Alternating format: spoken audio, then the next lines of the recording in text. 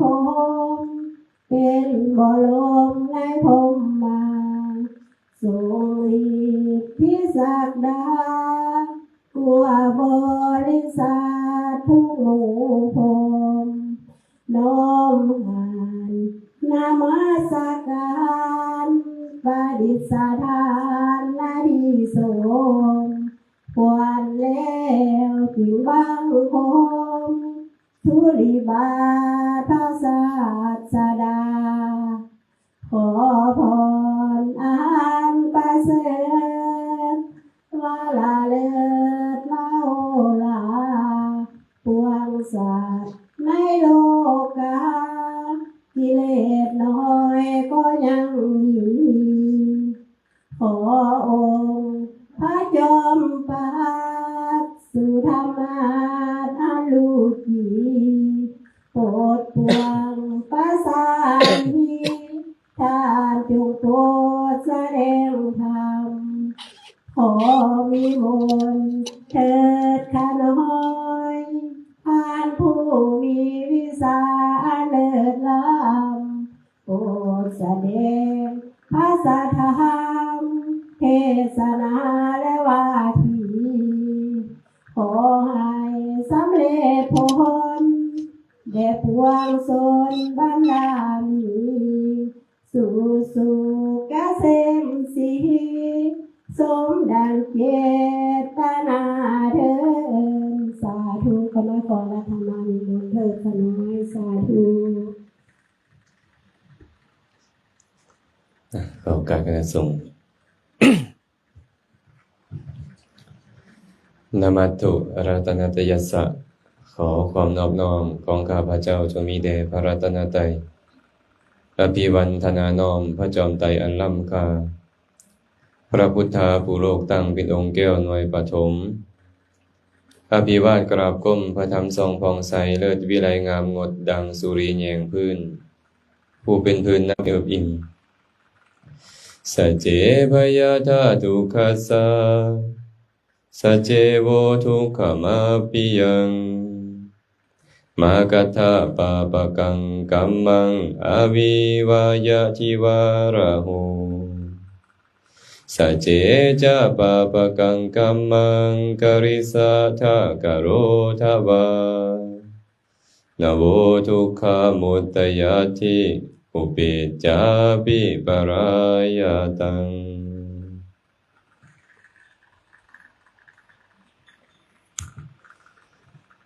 พุทธพจน์พระผู้มีพระภาคเจ้า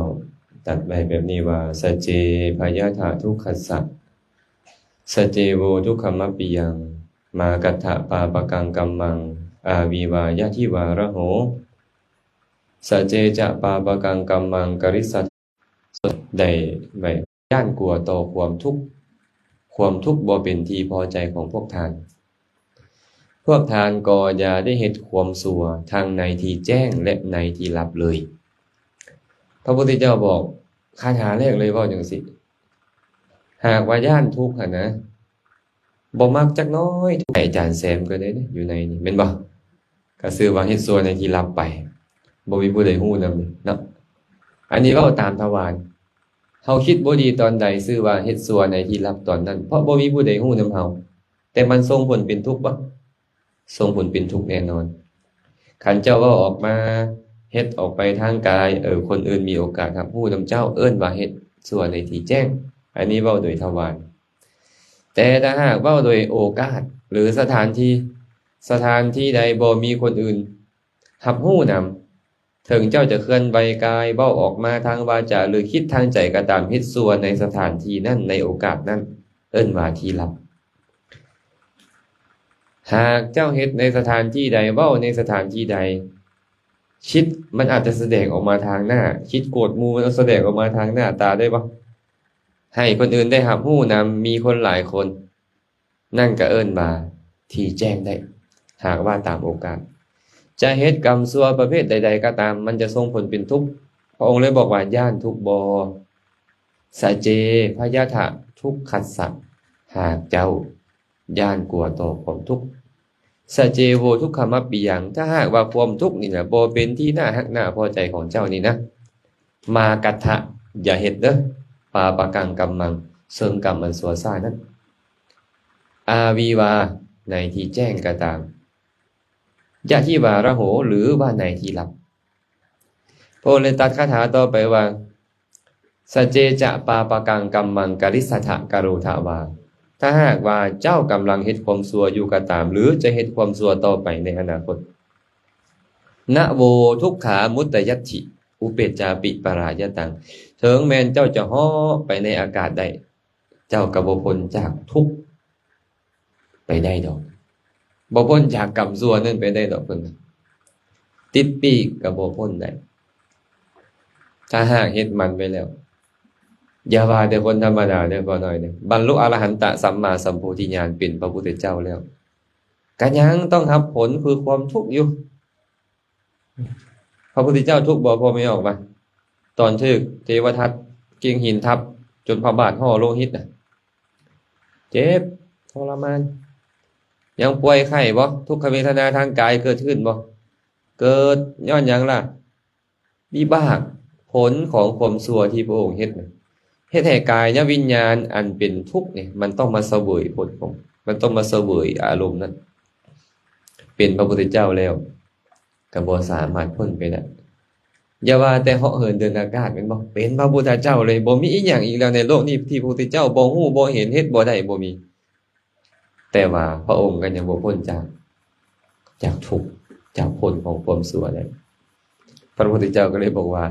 นะโวทุกขามุตตยัตถิอุเปจจาปิปารายตังถึงแม้นว่าเจ้าจะมีปีกเหาะหนีไปในอากาศได้ก็บ่พ้นจากความชั่วได้เห็นว่าเขาเจ้ากำลังยิงกันอยู่ตอนนี้เนาะขี่จรวดปักไว้นึงอ่ะหมู่ยังยิงจรวดตกเสยตายจ้อยบ่พ้นเนาะบ่พ้นบ่ต้องเว้าถึงอย่างอื่นฉะนั้นหากพวกเราต้องการที่จะพ้นไปจากความทุกข์บ่ต้องการความทุกข์เราก็ต้องเว้นขาดจากความชั่วในการเว้นขาดจากความชั่วนี่เว้นแนวใดล่ะเพราะว่าความชั่วมันบ่ได้อยู่ไกลจากตัวเราเลยเจ้าไปอยู่ไสมันก็มีไอ้ความชั่วนี่มันสามารถเกิดขึ้นได้อยู่ตลอดเลยโวหารว่าละความชั่วก็คือการเฮ็ดความดีนั่นแหละตอนคิดดีตอนใดความชั่วเกิดบ่ได้เว้าดีตอนใดความชั่วเกิดบ่ได้เฮ็ดดีตอนใดความชั่วเกิดบ่ได้เจ้าคิดดีเว้าดีเฮ็ดดีอยู่ดุติดต่อเนื่องความชั่วมันก็เกิดขึ้นได้ยากเพิ่นก็เลยสรรเสริญว่าภาวนาเป็นกุศลที่ดีที่สุดเพราะตอนภาวนานั่นนะกุศลมันเป็นไปต่อเนื่องกันได้โดนตอนให้ทานนี่สิโดนนี่ยังแม่นบ่ถ้าเบิ่งแต่แม่แปมพอน้อยมื้อนี้นะบ่เกินครึ่งนาทีอันตอนสาธุจบเห็นบ่มันเป็นแบบนั้นอีหลีได้ที่เหลือเฮ็ดหยังถ่ายรูปลงโซเชียลแม่นหรือบ่แม่นนี่น่ะตอนนั้นมันก็เฮาติดในหูแม่นบ่โอ้ยขอเป็นที่ระลึกได้กุศลเกิดหน่อยนึงตอนนั้นเบิ่เดียวก็พับแล้วพับอีกผ้าเบียงก็ได้บ่เข้าทรงก็บ่ง่ายได้สิได้ทายให้เพิ่นน่ะเห็นบ่นี่ไอ้ตัณหามันติดในความงามนี่เด้ตอนนั้นมันบ่เป็นบุญเขาต้องยอมรับความจริงแบบนี้แต่ตอนเจ้าภาวนาพยายามเอาสติมากำหนดในลมหายใจเป็นต้นเจ้ากำหนดได้ดูกะกุศลก็เกิดต่อเนื่องเป็นไปได้ดลกว่าเพิ่นก็เลยสรรเสริญว่าภาวนานี่เป็นกุศลที่ดีกว่าประณีตกว่าเพราะทานนี่มันน้อยเดียวเองแต่ว่าเฮาก็เลยจำเป็นต้องเฮ็ดดุเนาะต้องเฮ็ดดุเฮ็ดแล้วก็ตามคิดหามันดุนะฉะนั้นการละชั่วคือการเฮ็ดดีเป็นหยังคือบ่เว้าแนวเดียวแล้วล่ะบางคนเข้าใจ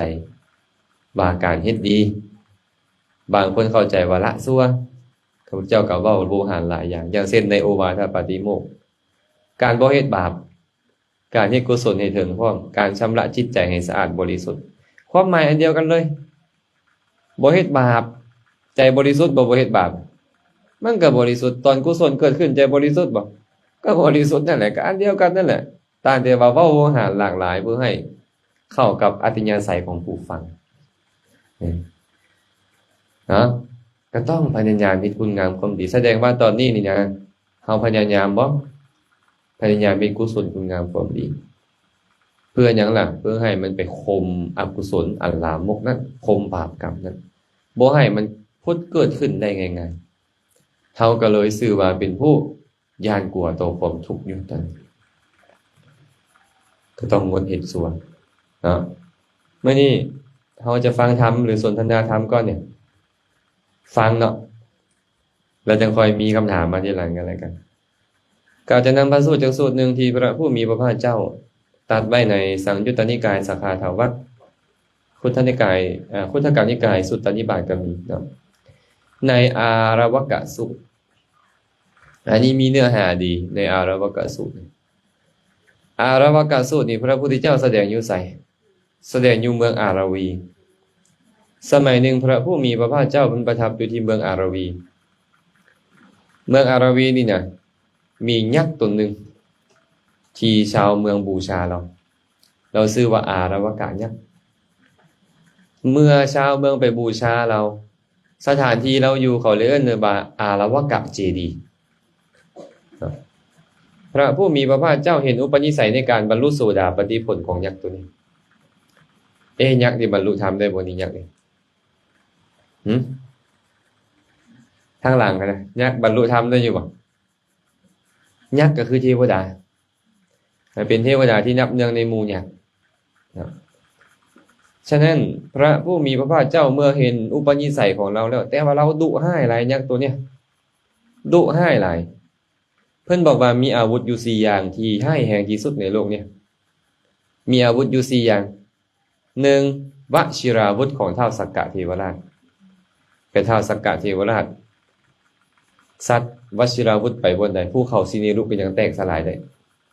อาวุธของเรานี่นะเทวดาก็เลยย่านเราท้าวสักกะเทวราชก็เลยเป็นใหญ่กว่าเทวดาทั้งหลายเรามีอาวุธพิเศษ2คาถาอาวุธของท้าวเวสสุวรรณท้าวเวสสุวรรณเห็นบ่ละมักแบบไม่ค่อนเท่าคาถาของเราเห็นบ่เขาก็เลยมักเอาเรานี่ไปเฝ้าหน้าวัดปราบพวกยักษ์พวกมารบ่ให้เข้าวัดเนี่ยประมาณนั้นไอ้ความเชื่อของคนเนาะ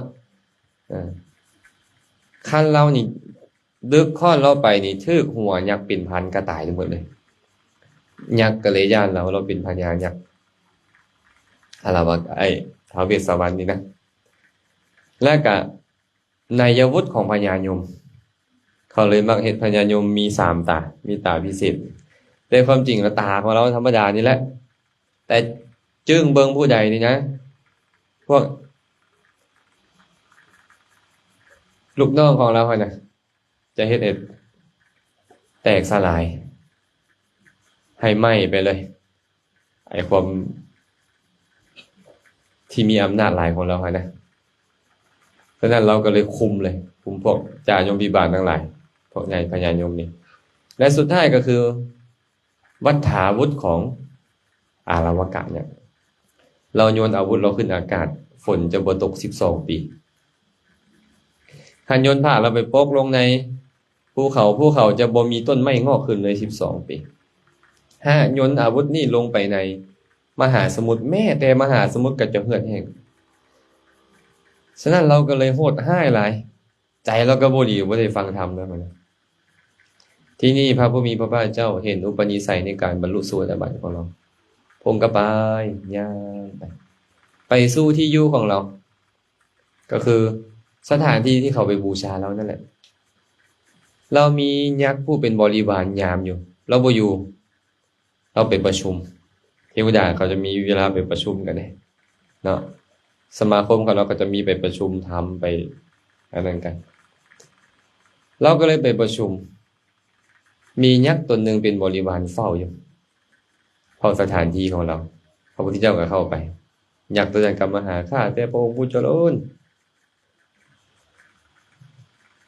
อารวกะยักษ์เนี่ยเป็นยักษ์โหดร้ายปาเถื่อนค่ะน้อยบ่ฮู้ฮอดคุณพ่อคุณแม่หยังเลยขอพระองค์อย่ามาวันนี้เดี๋ยวมันสิทำให้พระองค์เพิ่นบ่ฮู้อานุภาพของพระพุทธเจ้านะเพิ่นก็เลยบอกว่าขอพระองค์ออกไปเถอะค่ะน้อยว่าซั่นข้าน้อยบ่อยากให้อารวกะยักษ์นี่ฆ่าพระองค์นะแล้วนี่บ่ฮู้บุญคุณคนเลยได้อันอารวกะนี่เนี่ยว่าซั่นโหดร้ายปาเถื่อนหลายต่ำซามหลายจิตใจของเรานี่หยาบซ่าหลายว่าซั่นบ่เป็นหยังดอก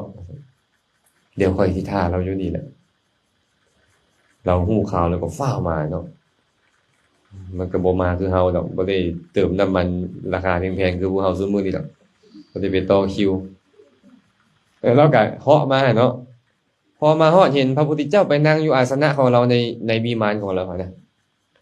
เราก็เลยเอิ้นใส่สมณะออกมาพระพุทธเจ้าก็อาวุโสได้ดีแล้วพระเจ้าก็ย่างออกสมณะเข้าไปพระพุทธเจ้าก็บ่อยากเฮ็ดให้เราโกรธไปเลยนะฮู้อยู่แล้วว่าเราโกรธมาอยู่แล้วบ่อยากเฮ็ดให้เราโกรธต่อ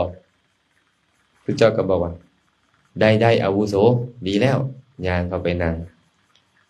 สมณะออกมาพระเจ้าก็ออกมาเราก็อยากเฮ็ดให้พระพุทธเจ้าโกรธคือกันพระเจ้าก็ย่างออกมาสมณะเข้าไปพระเจ้าก็เข้าเทื่อที่3สมณะออกมาพระเจ้าก็ออกอีกดีแล้วอาวุโสดีแล้วว่าซั่นสมณะเข้าไปเทื่อที่3เข้าไปนั่งเทื่อที่4บัดเนี่ยสมณะออกมาโอ้ยค่อยเมื่อยแล้วอันนี้อาตมาเว้าเพิ่มอีกเพิ่นนะค่อยบ่ออกไปแล้วอาวุโสเอ้ยว่าซั่นค่อยบ่ออกไปแล้วเจ้าสิเฮ็ดหยังเจ้าก็เฮ็ดซะทานสมณะหากแต่ว่าท่านบ่ออกมาจงตอบปัญหาข้าพเจ้าหากบ่ตอบปัญหาข้าพเจ้าตอบปัญหาข้าพเจ้าบ่ได้นี่ข้าพเจ้าจะเฮ็ดจิตใจของท่านนี่ให้กระสับกระส่ายหรือจะสิ้นเนื้อหัวใจของท่านจับที่ขาของท่านเวียงไปในฝั่งแม่น้ำคงคาฝั่งพุทธคุณครูพระพุทธเจ้านะถามว่าเราสามารถเฮ็ดได้บ่ล่ะหากคนโดยทั่วไปเราก็สามารถเฮ็ดได้เพราะว่าเรามีอำนาจพระผู้มีพระภาคเจ้าก็เลยตรัสว่าอาวุโสค่อยยังเบิ่งบ่เห็นผู้ใดเลยในโลกนี้พร้อมทั้งเทวโลกมารโลกพรหมโลกพร้อมทั้งสมณะพราหมณ์เทวดาและมนุษย์ทั้งหลายที่จะเฮ็ดจิตใจของข้อยนี่ให้กระสับกระส่ายหวั่นไหวนี่นะหรือจะสิ้นเนื้อหัวใจของข้อยนี่หรือจะมาจับขาข้อยเวียงข้อยไปทางฝั่งแม่น้ำคงคานี่ข้อยบ่เห็นผู้ใดเลยในโลกอันนี้แต่ว่าเจ้าต้องการถามปัญหาอันใดก็จงถามเถิดพระพุทธเจ้าก็เฮ็ดแบบนี้เพื่ออยากให้เราถามปัญหาอยากให้มีคำนี้ขึ้นมาอุบายของเพิ่นนี่น่ะเบื้องต้นนี่ความเป็นผู้มีมหากรุณาธิคุณยิ่งใหญ่ของพระพุทธเจ้าไปเพื่อให้เขาด่าเขาว่าให้เขาข่มเขาขู่ก็ไปขออย่างเดียวให้ได้แสดงธรรมให้เขาฟังต้องท่านเองมหากรุณาธิคุณของพระองค์นั่นเนาะทางท่านที่คนระดับนี้นะเป็นใหญ่ที่สุดในโลกแล้วเนี่ยบ่ควรที่จะมีคนมาคิดมาเว้ามาเฮ็ดแบบนี้ต่อเลยแม่นบ่ต่อเพิ่นเลยแต่ว่าเพิ่นบ่ได้สนข้อนั้นขอแค่เขาได้ประโยชน์เราก็เลยถามปัญหาก่อน4ข้อให้พวกเราจื้อใส่กันเด้อกิงสุทะวิตตังปุริสัสสะเศรษฐังกิงสุจินโนสุขมาวหาติกิงสุ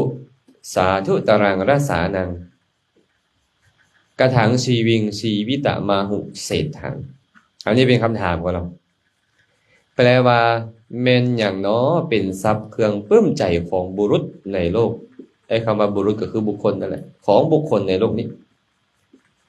แม่นหยังที่บุคคลประพฤติดีแล้วเป็นเหตุนำความสุขมาให้แม่นหยังน้อเป็นรสชาติที่เลิศที่สุดในโลกบุคคลมีชีวิตเป็นอยู่เช่นใดชื่อว่ามีชีวิตเป็นอยู่อย่างประเสริฐมี4คำถามก่อนจะฟังคำตอบต้องจื้อคำถามเราให้ได้ก่อนจื้อได้แล้วบ่คำถามแล้วแม่นหยังเป็นทรัพย์เครื่องปลื้มใจของบุคคลในโลกแม่นหยังที่บุคคลประพฤติดีแล้วเป็นเหตุนำความสุขมาให้แม่นหยังเป็นรสชาติที่เลิศที่สุดในโลกและบุคคลมีชีวิตเป็นอยู่แบบใดชื่อว่ามีชีวิตเป็นอยู่อย่างประเสริฐพระผู้มีพระภาคเจ้าก็เลยตรัสว่าสัทธีทะวิตตังปุริสัสสะเศรษฐังธัมโมสุจินโนสุขมาวหาติสัจจังหเวสาธุตรังรสานังกะปัญญาชีวิงชีวิตะมาหุเศรษฐังแปลว่าศรัทธาเป็นทรัพย์เครื่องปลื้มใจของ บุคคลในโลกธรรมที่บุคคลประพฤติดีแล้วเป็นเหตุนำความสุขมาให้รสของสัจจะรสชาติของสัจจะเป็นรสชาติที่เลิศที่สุดในโลกและบุคคลมีชีวิตเป็นอยู่ด้วยปัญญาชื่อว่ามีชีวิตเป็นอยู่อย่างประเสริฐอันนี้เป็นคำตอบที่พระผู้มีพระภาคเจ้าตอบเราในเทื่อละอย่างเนาะ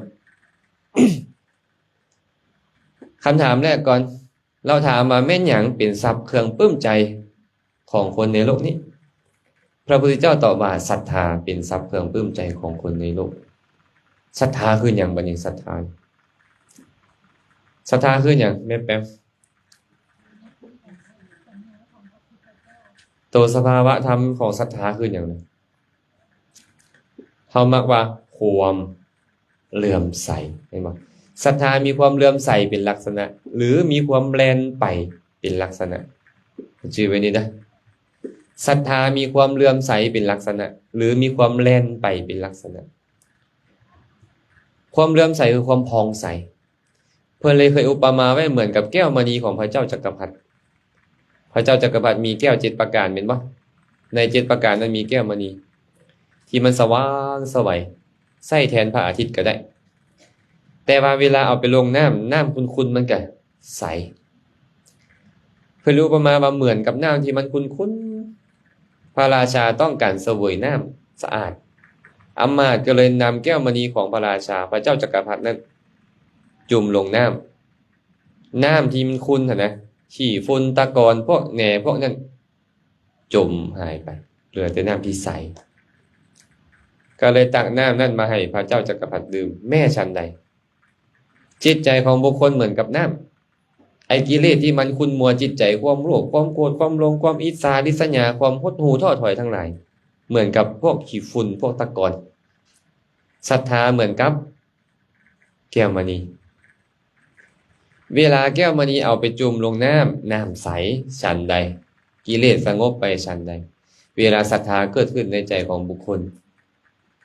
ใจก็ใสสะอาดบริสุทธิ์ฉันนั้นลองหันหลังไปแม่แปมที่มากันนี่ก็เพราะมีศรัทธาแม่นบ่เมื่อศรัทธาเกิดขึ้นจิตใจผ่องใสแล้วจะค่อยมาหาแม่แปมได้นี่มาหาพ่อน้อยเนาะเพราะฉะนั้นศรัทธามันเกิดขึ้นน่ะคันจิตใจมันหดหู่ท้อถอยบ่มีไผมานี่เนาะเพราะศรัทธามันเกิดขึ้นอันนี้เอิ้นว่าลักษณะผ่องใสและมีลักษณะแล่นไปนี่ยังไงแล่นไปในคุ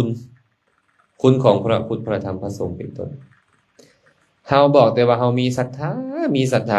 าแต่เฮาบ่ฮู้คุณของพระพุทธเจ้าพระธรรมพระสงฆ์เลยและศรัทธามันเป็นศรัทธาที่บ่บริสุทธิ์เป็นอย่างจะบอกว่าศรัทธาบ่บริสุทธิ์มันเป็นเหตุแห่งความงมงายเอาเบิ่งสภาพปัจจุบันเนาะเบิ่งก่อนมีมาบ่คือสิบ่มีเว้าได้ ไปจูบขี้หินขี้ทรายอยู่แคมงึมสมมุติเนาะจูบไปจูบมาเหือโตกจมพื้นนั่นขี้ตมมาดนแล้วได้เหือไม่แค้นขึ้นมาปุ้ยหุ่มกันว่าซั่นเพิ่นว่าไปบูชาเหืออันนั้นเริ่มใส่ในเหืออันนั้น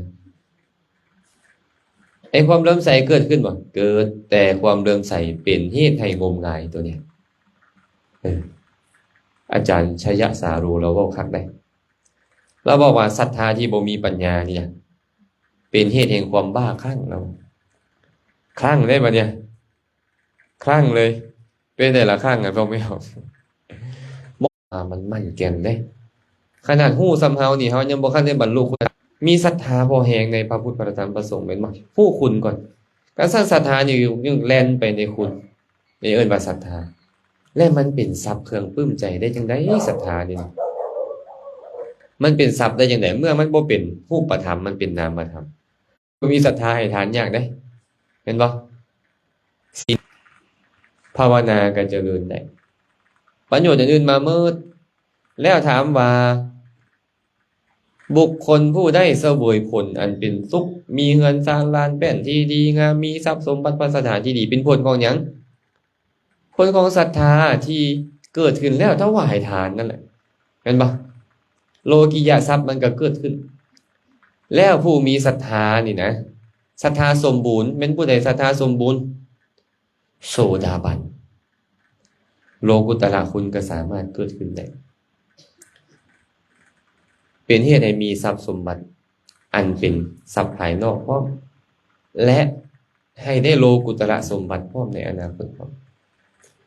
เพิ่นเลยบอกว่าศรัทธาเป็นทรัพย์เพื่องปลื้มใจของคุณทั้งหลายในโลกคันศรัทธาบ่มีให้ทานบ่ได้ให้ทานบ่ได้ทรัพย์สมบัติอันอื่นเกิดขึ้นบ่ได้ศรัทธาจึงเป็นทรัพย์เพื่องปลื้มใจของคุณในโลกและคนมีศรัทธาเท่านั้นที่พระพุทธเจ้าจะไปอนุเคราะห์ได้ในอังคุตตรนิกายปัญจกนิบาตพระพุทธเจ้าตรัสไว้ภิกษุทั้งหลายอานิสงส์ของศรัทธามีอยู่5ประการนี้5ประการมีอย่างไรพระอรหันต์ทั้งหลายมีพระพุทธเจ้าเป็นต้นนี่นะเมื่อจะอนุเคราะห์จะอนุเคราะห์เขาก่อนเมื่อจะเข้าไปหาเขาก่อนคนมีศรัทธานี่นะเมื่อจะต้อนรับหรือรับของก็จะต้อนรับจะรับของของเขาก่อนเมื่อจะแสดงธรรมก็จะแสดงธรรมให้เขาก่อนและผู้มีศรัทธาหลังจากแต่กายทำลายแล้วย่อมเข้าถึงสุคติโลกสวรรค์นี่อานิสงส์5ประการไอ้สุดท้ายบ่มีปัญหาดอกว่าจะเข้าถึงสุคติโลกสวรรค์หรือบ่แต่ไอ้4ข้อแรกนี่นะพระอรหันต์ทั้งหลายเข้าไปหาต้อนรับอนุเคราะห์แสดงธรรมให้นี่นะเนี่ยโลกุตระทรัพย์เกิดขึ้นบ่ล่ะโลกุตระทรัพย์มันจะเกิดขึ้นได้และประโยชน์ลวงหลายอย่างอื่นอันเป็นโลกิยทรัพย์ก็ตามมาคือกันเพิ่นเลยบอกว่าศรัทธาเป็นทรัพย์เครื่องปลื้มใจของชนในโลกและศรัทธานี่นะผลปรากฏของมันเป็นอะไรในคัมภีร์อังคุตตรนิกายติกานิบาตพระพุทธเจ้าบอกว่าภิกษุทั้งหลายผู้มีศรัทธาผู้ด้วยเหตุ3ประการนี้3ประการมีอย่างใดผู้มีศรัทธาย่อมปรารถนาเห็นผู้มีศีลยินดีเพราะใจในการฟังพระสัทธรรมเป็นผู้มีมนทินคือความคิดที่อันปล่อยแล้วมีใจอันสละแล้วมีมืออันซุมยินดีในการให้ทานในการแบ่งปันควรแก่การขอยินดีในการจำแนกแบ่งปันอยู่คงเนี่ยนี่แหละผู้มีศรัทธายอมผู้ได้ด้วยเหตุ3ประการนี้ด้วยธรรม3ประการนี้ทัศนกาโมศีลวตังทัศนกาโมไปว่าใครพอใจยินดีในการเห็นศีลวตังซึ่งผู้มีศีลทั้งหลายสัทธรรมังโสตุมิชติปรารถนาเพื่อฟังพระสัทธรรมวินัยมัชเฉรมลังถอนมนทินคือความขี้ทีเสียให้สเวสัทโธติวุจติค่อยเอิ้นคนแบบนี้ได้ว่ามีศรัทธาได้แบบอื่นค่อยบ่เอิ้นว่ามีศรัทธาพุทธเจ้าว่าอย่างที่ใดและบ่แม่นแต่เพิ่นดอกพระพุทธเจ้าทั้งหลายพระอรหันต์ทั้งหลายพระอริยเจ้าทั้งหลายนักปราชญ์ทั้งหลายเอิ้นคนที่มีธรรม3ประการนี้ว่ามีศรัทธาสมมุติพวกเฮานี่ไปปฏิญาณต่อหมู่ว่าค่อยกับผู้หนึงมีศรัทธาแต่ค่อยบ่สนใจใยดีในการจะกราบไหว้พระเจ้าประสงค์ในการเข้าไปหาพระเจ้าประสงค์เลยค่อยบ่สนใจใยดีในการฟังพระสัทธรรมเลยเวลาหมู่เทศน์หมู่แสดงธรรมค่อยก็เซยหมู่สนทนาธรรมค่อยก็เซยอยู่เจ้าบ่ซื่อว่ามีศรัทธาและบ่ยินดีในการให้ทานในการแบ่งปันปฏิญาณแบบใดกับบ่เอิ้นว่ามีศรัทธาตรงกันข้ามมาเนี่ยค่อยบ่ได้ปฏิญาณเลยถึงไม่ค่อยจะว่าออกมาเลยว่าค่อยบ่ค่อยมีศรัทธาปานใดได้แต่หากทำ3อย่างนี้มีในเจ้านั่นแหละคือคนมีศรัทธาแค่ถ่อมตัวเนาะฉะนั้นพระพุทธเจ้าได้บอกว่าทรัพย์เครื่องปลื้มใจของชนในโลกนี่คือตัวนี้แหละเฮาลองมาคิดตามเบิ่งเด้อเป็นหยังจึงมีพระพุทธเจ้าในโลกมีศรัทธาเด้คนมีศรัทธาและปรารถนาพุทธภูมิแม่นบ่ฟังคุณของพระพุทธเจ้าว่าพระพุทธเจ้ามีคุณแบบนี้และแบบนี้และแบบนี้ปรารถนาพุทธภูมิเลยแต่ต้องเสียสละแบบนั้นและแบบนั้นเลยอย่ามันค่อยมีศรัทธาแล้วค่อยจะบรรลุโพธิญาณได้ในอนาคตเนี่ยศรัทธาเฮ็ดฮอดพุทธภูมิมื้อใดเกิดขึ้นได้มั้ยครับ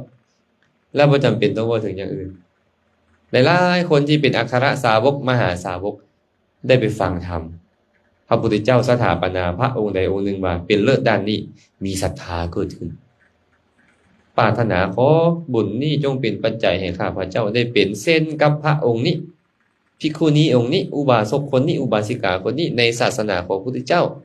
พระองค์ใดพระองค์หนึ่งในอนาคตต้องศรัทธาเกิดขึ้นแน่การศรัทธาเกิดขึ้นมันได้ทางโลกิยทรัพย์ได้ทางโลกุตตรทรัพย์พระองค์เลยบอกว่าสัทธีทะวิตตังปุริสัสสะสิทธังศรัทธาจบไปข้อที่2เพิ่นถามว่าจังไดแม้นอย่างที่บุคคลประพฤติดีแล้วเป็นเหตุนำความสุขมาให้พระผู้มีพระภาคเจ้าก็เลยตรัสว่าธัมโมสุจินโนสุขมาวหาติธัมโมสุจินโนแปลว่าธรรมที่บุคคลประพฤติดีแล้วสุขาวหาติเป็นเหตุหรือว่ายอมนำความสุขมาให้อันใดที่ประพฤติดีแล้วเป็นเหตุนำความสุขมาให้สุจริตธรรมทั้งหลายธรรมมี2ประเภทใดทุจริตธรรมกับสุจริตธรรมหรือว่ากุศลธรรมอกุศลธรรมธรรมบางบอนหมายถึงบุญธรรมบางบอนหมายถึงทั้งหมดธรรมบางบอนหมายถึงอาบัติบ่คือกันได้อย่างเช่นในพระพุทธเจ้าตรัสไว้คัมภีร์อังคุตรนิกายติกานิบาตพระองค์บอกว่าธรรมทั้งหลายเป็นอนัตตาเราเคยได้ยินเนาะพระตถาคตจะอุบัติขึ้นมาในโลกหรือบ่อุบัติขึ้นมาในโลกก็ตามธรรมนิยามนี้ธรรมธาตุนี้มันก็ตั้งอยู่แบบนี้แหละแต่พระตถาคตอุบัติขึ้นมาในโลกแล้วผู้แจ้งเองแล้วยอมมาบอกกล่าวบัญญัติแสดงบัญญัติแต่งตั้งเปิดเผยกระทำให้ตื่นว่าสังขารทั้งหลายบ่เที่ยงสังขารทั้งหลายเป็นทุกข์ธรรมทั้งหลายทั้งปวงเป็นอนัตตา3คำนี้ต่างกันเนาะตอนบอกว่าบ่เที่ยงเว้าแต่สังขารทั้งหลายบ่เที่ยงตอนบอกว่าเป็นทุกข์เว้าแต่สังขารทั้งหลายเป็นทุกข์บาดตอนบอกเป็นอนัตตาธรรมทั้งหลายเป็นอนัตตานิพพานนี่ทุกข์บ่เป็นทุกข์บ่นิพพานโอ้แสดงว่านิพพานบ่ทุกข์บ่แม่นธรรมทั้งหลายเป็นทุกข์สังขารทั้งหลายเท่านั้นเป็นทุกข์นิพพานนี่เที่ยงหรือบ่เที่ยงเอาคันนิพพานบ่เที่ยงก็บ่เป็นตาแสวงหาเด้นิพพานเห็นบ่นิพพานนี่เป็นอัตตาบ่เป็นอนัตตาบ่บังคับบัญชาได้บ่บนนิพพานเนี่ยเวลาเพิ่นว่าอนัตตาทำทั้งหลายทั้งปวงเลยบ่แม่นตั้งแต่สังขารได้เพิ่นว่าบ่แม่นแต่ขันธ์5ได้เป็นอนัตตาได้แม้แต่อื่นจากขันธ์5ก็เป็นอนัตตาเพิ่นเลยใช้คำว่าธรรมแม้แต่นิพพานเฮาก็บังคับบัญชาบ่ได้คันบังคับบัญชาได้ก็บรรลุบ่เลยติบ่ครับเนาะ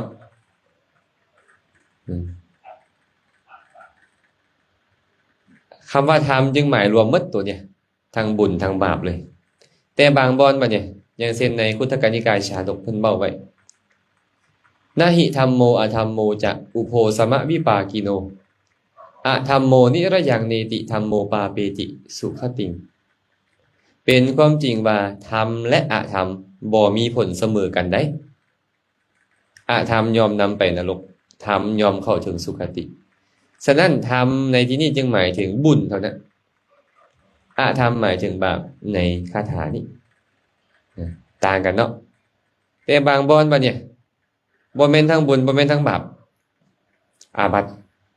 อย่างเช่นภิกขุใดก็ตามกินสิ้นมนุษย์ปรับอาบัติตามธรรมคันเพิ่นว่าจังซี่นะหรือว่าภิกขุใดผ้าของเขียวนั่นปรับอาบัติตามธรรมคันว่าตามธรรมในที่นี้ก็หมายถึงอาบัติข้อที่เพิ่นเฮ็ดผิดนั้นอาบัติก็คือสิ่งที่ต้องหรือโทษอันนี้เว้าให้ฟังซื่อๆก่อนฉะนั้นธรรมที่ประพฤติและเป็นเหตุนำความสุขมาให้ต้องเป็นธรรมประเภทใดสุจริตธรรมสุจริตธรรมคือกุศลนั่นเองเราอาจจะบอกว่ากุศลกรรมบทก็บ่ผิดเราจะบอกว่าบุญกิริยาวัตถุก็บ่ผิดกุศลธรรมทั้งหลายที่บุคคลประพฤติโดยเฉพาะภาวนากุศลสมถานประพฤติแล้วเป็นเหตุนำความสุขมาให้อาจารย์เขาน้อยบ่ได้ให้ค่อยบ่ได้ภาวนาเลยแต่เขาน้อยให้ทานนี่เขาน้อยบ่มีความสุขบ่อาจารย์ถามตัวเองตอนให้มีความสุขบ่ ได้นึกถึงมันแต่ละเทื่อมีความสุขบ่อ๋อแสดงว่ามันก็เป็นเหตุนำความสุขมาให้นั่นแหละเว้าง่ายๆคือกุศลธรรมทั้งหมดเป็นเหตุนำความสุขมาให้เนาะแต่เว้าอย่างอุกฤษก็คือภาวนาที่เจ้าประพฤติดีแล้วเป็นเหตุนำความสุขมาให้แน่นอนเพราะอยู่บ่ได้มันก็มีความสุขคนมีภาวนาข้อที่3มาเนี่ยอารวการยักษ์ถามว่ารสอิหยังเป็นรสชาติที่เลิศที่สุดในโลกพระผู้มีพระเจ้าบอกว่าสัจจังหเวสาทุตรังรสานังรสแห่งสัจจะหรือว่าสัจจะเป็นรสชาติที่เลิศที่สุดในโลกมีคน2คนผู้หนึ่งขี้ตัวดีแต่ว่าเอาแต่แนวแซ่บๆไม่เอากินผู้หนึ่งก็เอาแต่แจ่วปลาแดกกับผักชีกับข้าวเหนียวเนาะบ่ค่อยแซ่บปานใดเพิ่นว่าแต่ว่าเว้าแต่ความจริงเว้าอันใดเฮ็ดอันนั้นผู้เนี่ยบ่เว้าอันใดแล้วบ่เฮ็ดเฮาพอใจผู้ใดมันผู้ขี้ตัวเอาอาหารแซ่บๆกับผู้บ่ตัวเลยล่ะเอาอาหารธรรมดามาให้นี่ฮะมักผู้ขี้ตัวหั่นบ่เนาะคันซั่นเนี่ยรสชาติอีหยังเพิ่นว่าเทวดาหรือยักษ์ตัวนี้ถามรสชาติของอามิตรแต่พระพุทธเจ้าเอารสชาติของธรรมมาเว้าให้ฟังถามอย่างหนึ่งตอบอย่างหนึ่งแต่ให้ตรงกับคำถามตอบเป็นอีกอย่างหนึ่งที่มันให้มันข้ามขึ้นจากอามิตรให้มาเป็นธรรมอารวการยักษ์ถามถึงรสชาติของหากไม้ของเปลือกไม้ผลไม้ใบไม้ถามถึงรสชาติของกินแต่พระพุทธเจ้าเอารสชาติของธรรมะมาเว้าสัจธรรมนี่นะ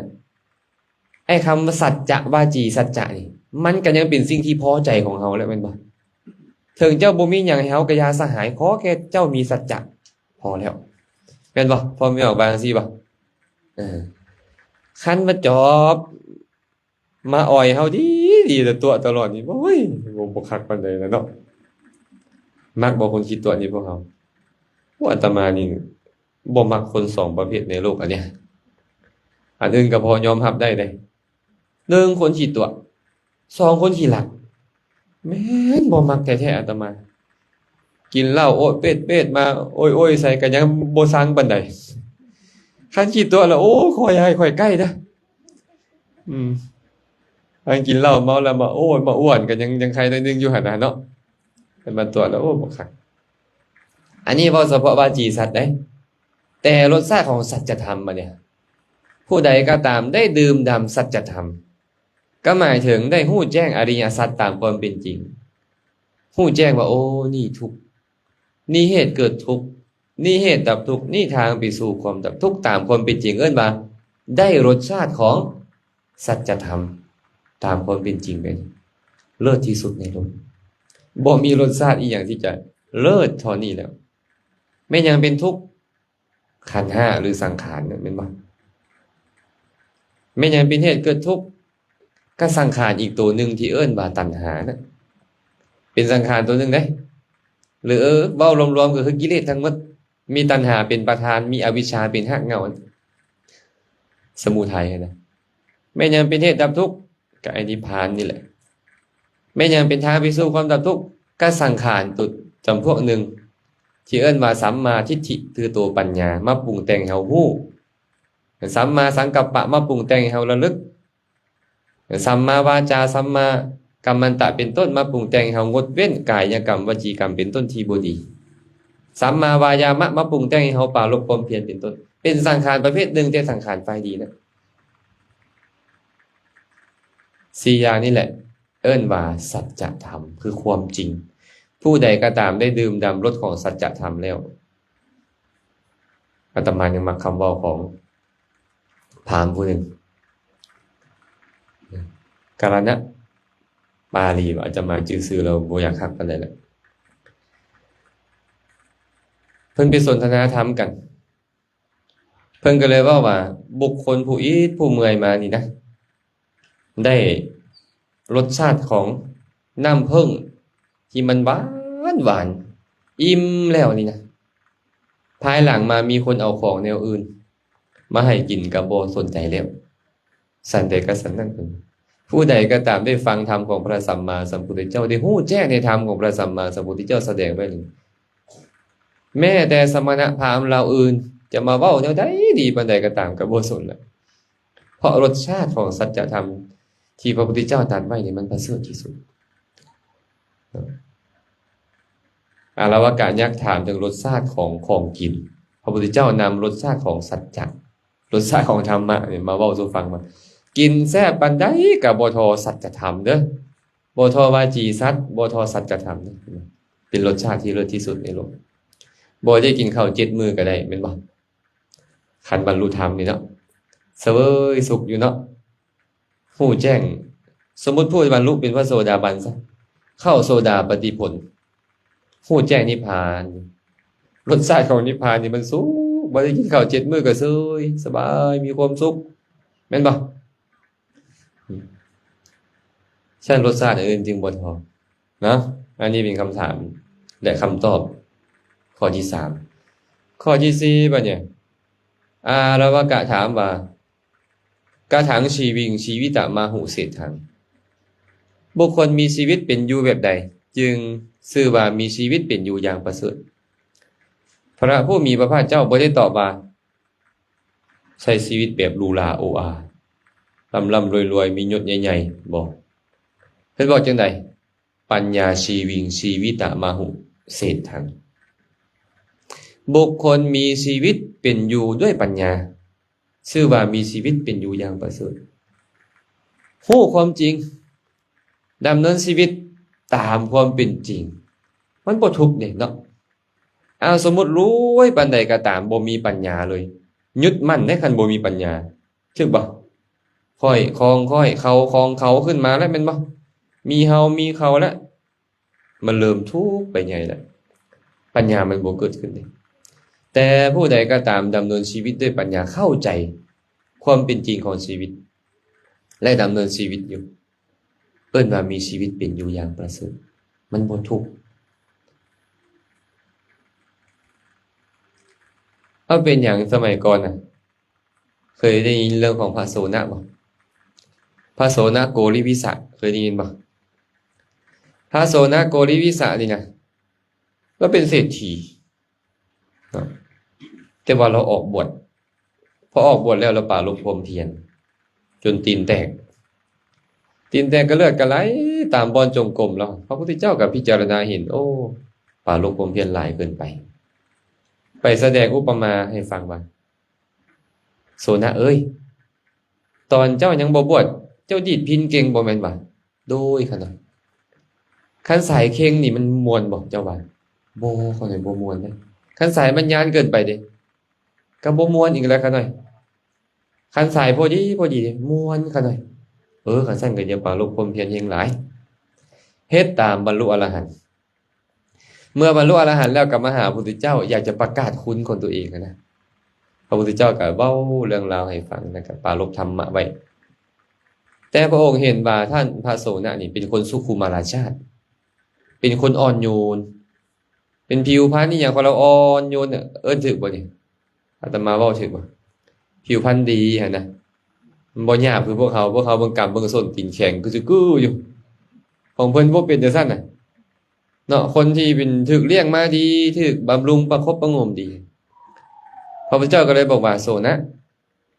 ตถาคตอนุญาตให้เจ้าใส่เกิบสั้นหนึ่งเด้อให้เจ้าใส่ได้ว่าซั่นเพราะเจ้าเป็นคนสุกุมารชาติเจ้าบ่คือหมู่เหยียบลงที่ดินก็ยังตีนสิแตกและตีนเจ้าน่ะบ่คือหมู่เป็นคนผู้ดีนะว่าง่ายก็แล้วกันเราก็เลยบอกว่าข้าแต่พระองค์ผู้เจริญบ่ดอกข้าน้อยเขาบ่เอาเพิ่นว่าถ้าแต่พระองค์ผู้เจริญข้าน้อยสละทรัพย์80เล่มเกียรติออกมาบวชคันซุมื้อนี้ก็คือรถ10ล้อ80คันนั่นใส่เงินเพิ่นน่ะนะสละออกมาบวชสละกองทัพสร้างอีกต่างหากข้าน้อย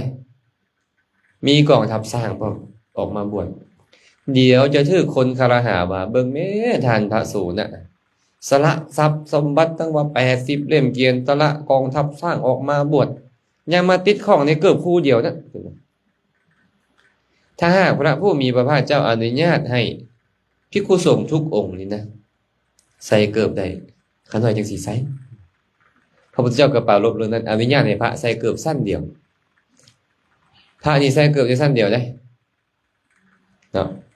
หลังจากนั้นมาบัดนี้แต่บ่ได้อนุญาตให้ใส่ในบ้านเด้คันใส่ไปในบ้านนี่ต้องอาบัติคือเก่าหลังจากนั้นมามีอีกโซนะนึงบัดนี้โซนะกุติกันนะเป็นลูกศิษย์ของพระกัจจายนะท่านพระโซนะกุติกันนะนี่เราอยู่บ้านนอกพออยู่บ้านนอกเขาเลี้ยงงัวหลายเวลางัวไปเหยียบลูกขี้ตมเป็นไงไม่ออกมันกับเป้ขึ้นตามวางแยมตีนมันเป็นบ่เวลามันถึกแดดแข็งบ่เนี่ยไปเหยียบไปเลยไปเหยียบอ่ะเจ็บใส่เกิบไปเหยียบมันก็ยังเจ็บอยู่กันเกิบสั้นเดียวนี่นะถ้าบวชเป็นพระ3 ปีบ่ได้บวชเพราะพระบ่ครบ10 องค์พระพุทธเจ้าในญาติสมัยก่อนนี่10 องค์จึงให้บวชพระได้ภายหลังมาเราก็อยากแล้วบรรลุธรรมได้แล้วไปขออาจารย์ขอพระกัจจายนะว่าขอไปเฝ้าพระพุทธเจ้าพระกัจจายนะก็บอกไปได้แต่ว่าขอพร5 ประการเด้ออาตมาจะบ่เว้าทั้งหมดเด้อจะเว้าแต่เรื่องเกิบนี่แหละเพราะว่าได้เกินมาเรื่องของพระโสนะก่อนนั้นแล้วก็ไปพอไปแล้วไปนอนที่เดียวกับพระพุทธเจ้าแล้วก็มาสาธยายธรรมเป็นทำนองสารพันเนี่ยในอรรถกวรรคให้พระพุทธเจ้าฟังพระเจ้าก็สรรเสริญว่าโอ้เจ้าคือสาธยายมวลแท้เจ้าไปเรียนมาจะใส่จังใดเนาะหลังจากเราฮู้ว่าพระพุทธเจ้านี่นะพอใจเราแหละเราก็เลยขอพรว่าในอวันตีชนบทในบ้านนอกขาน้อยพุ่นนะละแห่งโคมันหลายขาน้อยขอพระพุทธเจ้าจงอนุญาตเกิบหลายสั้นได้ทอนเพราะมันเจ็บไปในป่าไปใน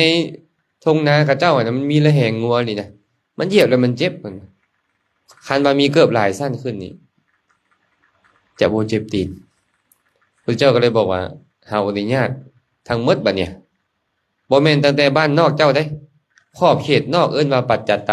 จันตชนบททั้งหมดสามารถใส่เกิบหลายสั้นได้แต่ไปอินเดียนี่ต้องใส่เกิบได้สั้นเดียวได้เถิงสั้นเดียวก็ห้ามใส่ในบ้านลายสั้นก็ห้ามใส่ในบ้านนะ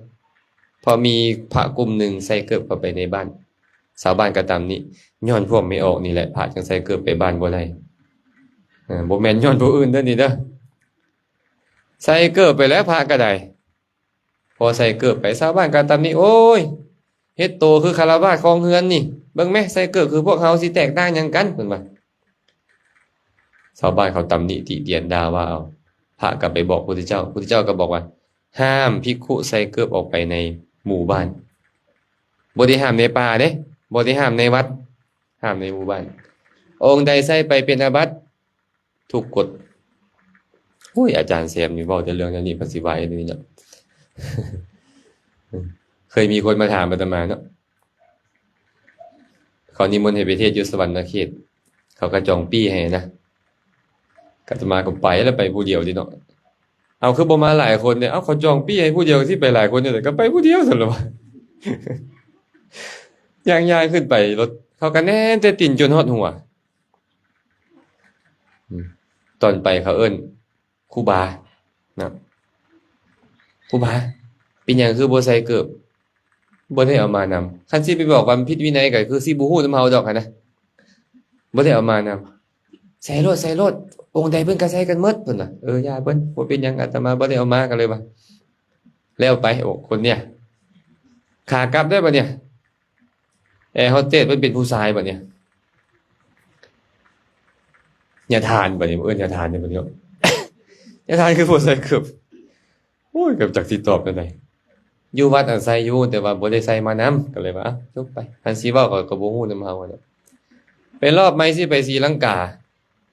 อยู่ไทยบ่คือลาวการบินไทยซำเนาะอาตมาก็ย่างไปก็บ่มีเกิบพ่อไม่ออกก็ไปก็พ่อไม่ออกนะพระเจ้าก็นิมนต์ไปอาตมาก็ไปนั่งเราก็แนมอยู่เราก็เห็นปี้ยนต์เฮาเนาะ โอ้สายการบินเฮาดิเนี่ย2คนย่างปุ๊บๆเข้ามาคุณลูกค้าเพิ่นว่าสายการบินไหนคะเพิ่นก็ให้เบิ่งกรุณาใส่รองเท้าด้วยค่ะ โอ้ยอาตมาบ่ได้เอาเกิบมานำเด้บ่ได้เอารองเท้ามานำเว้าภาษาไทยนำเขานะไม่ได้นะคะเพิ่นว่า เฮ็ดจังได๋ล่ะบัดนี้บ่ได้เอาเกิบมาได้บ่เดี๋ยวแป๊บนึงค่ะเพิ่นก็ไปอบรมกันโอ้เป็น10นาทีพุ่นเด้ไม่มีปัญหาค่ะขึ้นรถขึ้นเครื่องได้พุ่นคงจะเป็นแบบเขาเจ้าก็ต้องรับผิดชอบหน้าที่ของเขาเนาะว่าลูกค้าต้องปลอดภัยหั่นน่ะเขาก็ต้องให้ใส่เกิบโอ้ต้องได้จับไปในเทื่อหน้าเด้อคันไปต่างประเทศไปนี่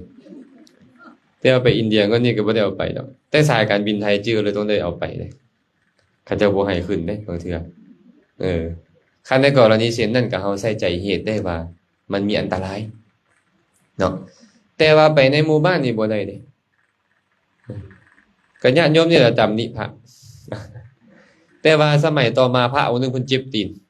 เพิ่นเป็นแผลเพิ่นก็ย่างขยิกไปไม่ออกก็เลยเอาเกิบไปให้อาจารย์นี่มนต์ใส่เกิบก่อนหน่อยบ่พระพุทธเจ้าห้ามข่อยบ่ใส่เจ็บก็บ่ใส่ภิกขุทั้งหลายก็เลยนำเรื่องราวไปบอกพระพุทธเจ้าพระเจ้าก็เลยอนุญาตว่าภิกขุทั้งหลายภิกขุบ่ควรใส่เกิบไปในหมู่บ้านองค์ใดใส่ไปเป็นอาบัติทุกกฎเว้นแต่อาพาธบัดนี้อาพาธคือบ่มีเกิบแล้วไปบ่ได้บางคนเขาเป็นแผลใส่ตีนเนาะบ่ได้คืออาตมาช่วงนึงไปย่างไปย่างมามันละแตกเนาะแตกก็เลยเอาเข็มมาเจาะก็เอาผ้าพันหุ้มมันไว้พันแน่นโพดบัดนี้มันเป็นหนองแล้วบัดนี้ย่างจึ๊บลงไปได้คือเอาฝีไปเหยียบใส่พื้นนี่นะแต่ก็กั้นใจไปเอาโอ้บ่ไหวดึงผ้าออกคันในลักษณะเส้นนี้นี่นะไปด้วยเท้าเปล่าบ่ได้นี่ใส่เกิบก็บ่มีโทษได้ก็บ่มีโทษหยังเนาะอันนี้เว้าสู่ฟังบาดพระโสนะนี่เป็นแบบนี้เนาะเพิ่นสละทรัพย์สมบัติออกบวชสละทรัพย์ทั้งหมดออกมาบวชไปอยู่แบบใดอยู่แบบมีจีวร3ผืนมีบาทหน่อยเดียวแต่ชีวิตของเพิ่นกลับเป็นชีวิตอย่างประเสริฐย้อนหยังเพิ่นใช้ชีวิตเป็นอยู่ด้วยปัญญาแสดงว่าทรัพย์ที่เพิ่นสละไปอันนั้นมันบ่ได้เฮ็ดให้เพิ่นประเสริฐขึ้นหากว่าปัญญาเพิ่นบ่เกิดขึ้นเห็นบ่พระพุทธเจ้าเป็นเจ้าชายแม่นบ่ทรัพย์สมบัติเพิ่นกว้างเป็นโยชน์อยู่พื้นดินนะแต่เพิ่นสละออกมาสละความเป็นพระเจ้าจักรพรรดิพุ่นน่ะออกมาถ้าเพิ่นบ่ออกบวชเพิ่นจะเป็นพระเจ้าจักรพรรดิแต่ว่าบ่เอา เพราะมันบ่ได้ประเสริฐเพิ่นว่าการเป็นท้าวปัญญามหากษัตริย์ถ้าบ่ได้มีปัญญาเป็นอยู่นี่บ่ประเสริฐเลยสละทรัพย์เหล่านั้นออกมาใช้ชีวิตแบบสมถะแต่มีปัญญาเลี้ยงชีวิตอยู่ว่ามีชีวิตอยู่อย่างประเสริฐพระพุทธเจ้าได้บอกว่าบุคคลมีชีวิตเป็นอยู่ด้วยปัญญาชื่อว่ามีชีวิตเป็นอยู่อย่างประเสริฐคำถามมันยังอีก9คำถามบ่ได้ไหวอยู่ว่าเนี่ย4คำถามได้สำนีนี่ฮะต่อเนาะ ฮ้อนก็ฮ้อนอาจารย์กินข้าวกับบักอิ่มๆนั่งตาก็เริ่มยานแล้วอันนี้ทีคำถามจบลงไปเราเลื่อมใสป่ะเนี่ยเราเลื่อมใสแล้วไอ้ที่ให้เมื่อกี้นี่เนี่ยที่อยากจะฆ่าจะตีพระพุทธเจ้าอยากข่มเหงพระพุทธเจ้าเนี่ยหายเกลี้ยงเลยอนุภาพของธรรมะไม่ออกเลยจากให้สิฆ่าสิตีอยู่ซึมซับธรรมะปุ๊บเปลี่ยนเลยเคยมีคนมาถามอาตมาอาจารย์ลูกข้าน้อยมันบ่ดีพี่น้องข้าน้อยมันบ่คักเฮ็ดแนวใดข้าน้อยบ่ฮู้เด้อันนี้ก็ได้โอ้สิตอบนอกจากธรรมะแล้วคือสิบ่มีแนวอื่นแนวเห็นพระองค์กุลิมานนั่นน่ะได้ฟังธรรมน้อยเดียวค่อยหยุดแล้วเจ้าบ่หยุดเถื่อทิ่มความชั่วซ่าลามกได้นอกจากธรรมแล้วคือสิบ่มีแล้วก็เลยนี่คือการแล้วนี่อารวากะสิฆ่าพระพุทธเจ้าเพิ่นเป็นบ่ฟังธรรมปุ๊บเลื่อมใสถามคำถามต่อกถังสุตรติโอคังกถังสุตรติอันนวัง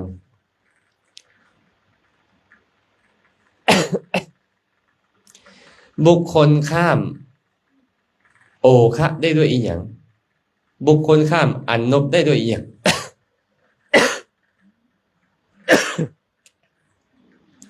กถังสุทุกขมัจเจติกถังสุปริสุทธิสติบุคคลก้าวล่วงทุกข์ได้ด้วยอีหยังจะบริสุทธิ์ได้ด้วยอีหยังจืออีกเด้อคำถามนี้นะ ก่อนจะไปคำตอบต้องจื้อคำถามได้ข้ามโอคะด้วยอีหยังข้ามอันนบด้วยอีหยังก้าวล่วงทุกข์ด้วยอีหยังบริสุทธิ์ได้ด้วยอีหยังอันนี้เป็นคำถามพระพุทธเจ้าบอกว่าศรัทธายะตรติโอคังบุคคลข้ามห่วงน้ำคือโอคะด้วยศรัทธาอัปปมาเทนะอันนวังบุคคลข้ามอันนบคือห่วงน้ำอีกประเภทหนึ่งด้วยความบ่ประมาทวิริเยนะทุกขมัจเจติบุคคลจะก้าวล่วงทุกข์ได้ด้วยความเพียรปัญญายะปริสุทธิสติบุคคลจะบริสุทธิ์ได้ด้วยปัญญาฟังแล้วก็งงๆเนาะบุคคลข้ามโอคะด้วยศรัทธามีศรัทธาแล้วบ่ต้องขี่เหือเลยบ่ฮะพ่อสิริปัญโยมีศรัทธาแล้วบ่ต้องขี่เหือเลยเป็นบ่ข้ามโอคะได้เลยเป็นบ่เราถามแบบนี้ก็จริงแต่พระพุทธเจ้าหมายถึงโอคะสงสารเนาะในคัมภีร์อังคุตรนิกายจตุกนิบาตพระพุทธเจ้าว่าโอคะไว้4อย่างแม่นบ่พี่คนทั้งหลายโอคะมี4อย่างเด้อ4อย่างคือหยังแน่กาโมคะภโวคะทิฏโถคะและอวิชโชคะห่วงน้ำคือกามห่วงน้ำคือภพห่วงน้ำคือทิฏฐิและห่วงน้ำคืออวิชชาที่บอกว่าข้ามห่วงน้ำด้วยศรัทธานี่นะแม่นผู้ใดมีศรัทธาสมบูรณ์โสตาปฏิยังฆธรรมเนี่ยศรัทธานี่เป็นโสตาปฏิยังฆธรรมโสตาปฏิยังฆธรรมคือเป็นกระแสของความเป็นโสดาบันฉะนั้นผู้มีศรัทธาสมบูรณ์คือโสดาบันหมายถึงว่าพระโสดาบันข้ามโอคะได้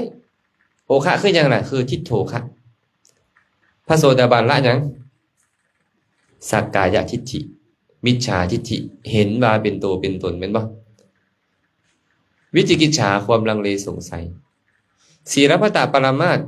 มิจฉาทิฏฐิเห็นผิดในข้อประพฤติอิจฉาความอิจฉาหมู่มัจฉริยะความขี้ถี่5อย่างนี้พระโสดาบันละได้ใน5อย่างนั่นก็คือมิจฉาทิฏฐิเป็นต้นเลยฉะนั้นโอคะห่วงน้ำเนี่ยคือมิจฉาทิฏฐิเนี่ยมันเฮ็ดให้พวกเขาหมุนวนอยู่นั่นมันพาเขาไปหาทุกข์เนี่ยแม่นบ่เดี๋ยวก็นรกเดี๋ยวกำเนิดเดี๋ยวราชานเดี๋ยวเปรตวิทัยเดี๋ยวอสุรกายเดี๋ยวภพน้อยเดี๋ยวภพใหญ่เฮาทุกข์อยู่บรรลุโสดาบันปุ๊บทิฏโถคะที่กำจัดภพชาติสั้นเข้าบ่โอคะสงสารสั้นเข้าบ่ตอนยังบ่บรรลุยังบ่ฮู้เลยว่าที่สุดอยู่วันไหนพระพุทธเจ้าบอกเลยเบื้องต้นบ่ปรากฏเบื้องปลายบ่ปรากฏบรรลุโสดาบันปุ๊บอย่างหลายก็อีก7ชาติโอคะสงสารจากยาวนานสั้นลงเลยทันทีโอคะสงสารนี่นะสั้นลงไปนี่คำว่าศรัทธายะตรติโอคังจึงหมายถึงการข้ามทิฏโถคะด้วยโสดาปฏิมรรคศรัทธาที่เกิดขึ้นกับโสดาปฏิมรรคนั้นเว้าศรัทธาก็จริงแต่หมายถึงโสดาปฏิมรรคเนาะคำถามที่2ต่อไปบ่เนี่ยบุคคลข้ามอันนบก็คือห่วงน้ำคือเก่าโอคะก็แปลว่าห่วงน้ำอันนบก็แปลว่าห่วงน้ำบุคคลข้ามอันนบได้ด้วยความบ่ประมาทพระโสดาบันเมื่อบ่ประมาทอยู่เจริญมรรคต่อไปยอมบรรลุอีกอย่างต่อไปสกทาคามีเกิดอีกจากชาติสกทาคามีเนี่ยกลับมาอีกชาติเดียวพบสั้นลงบ่พระโวคะที่มันยังอีกตั้ง7เนี่ย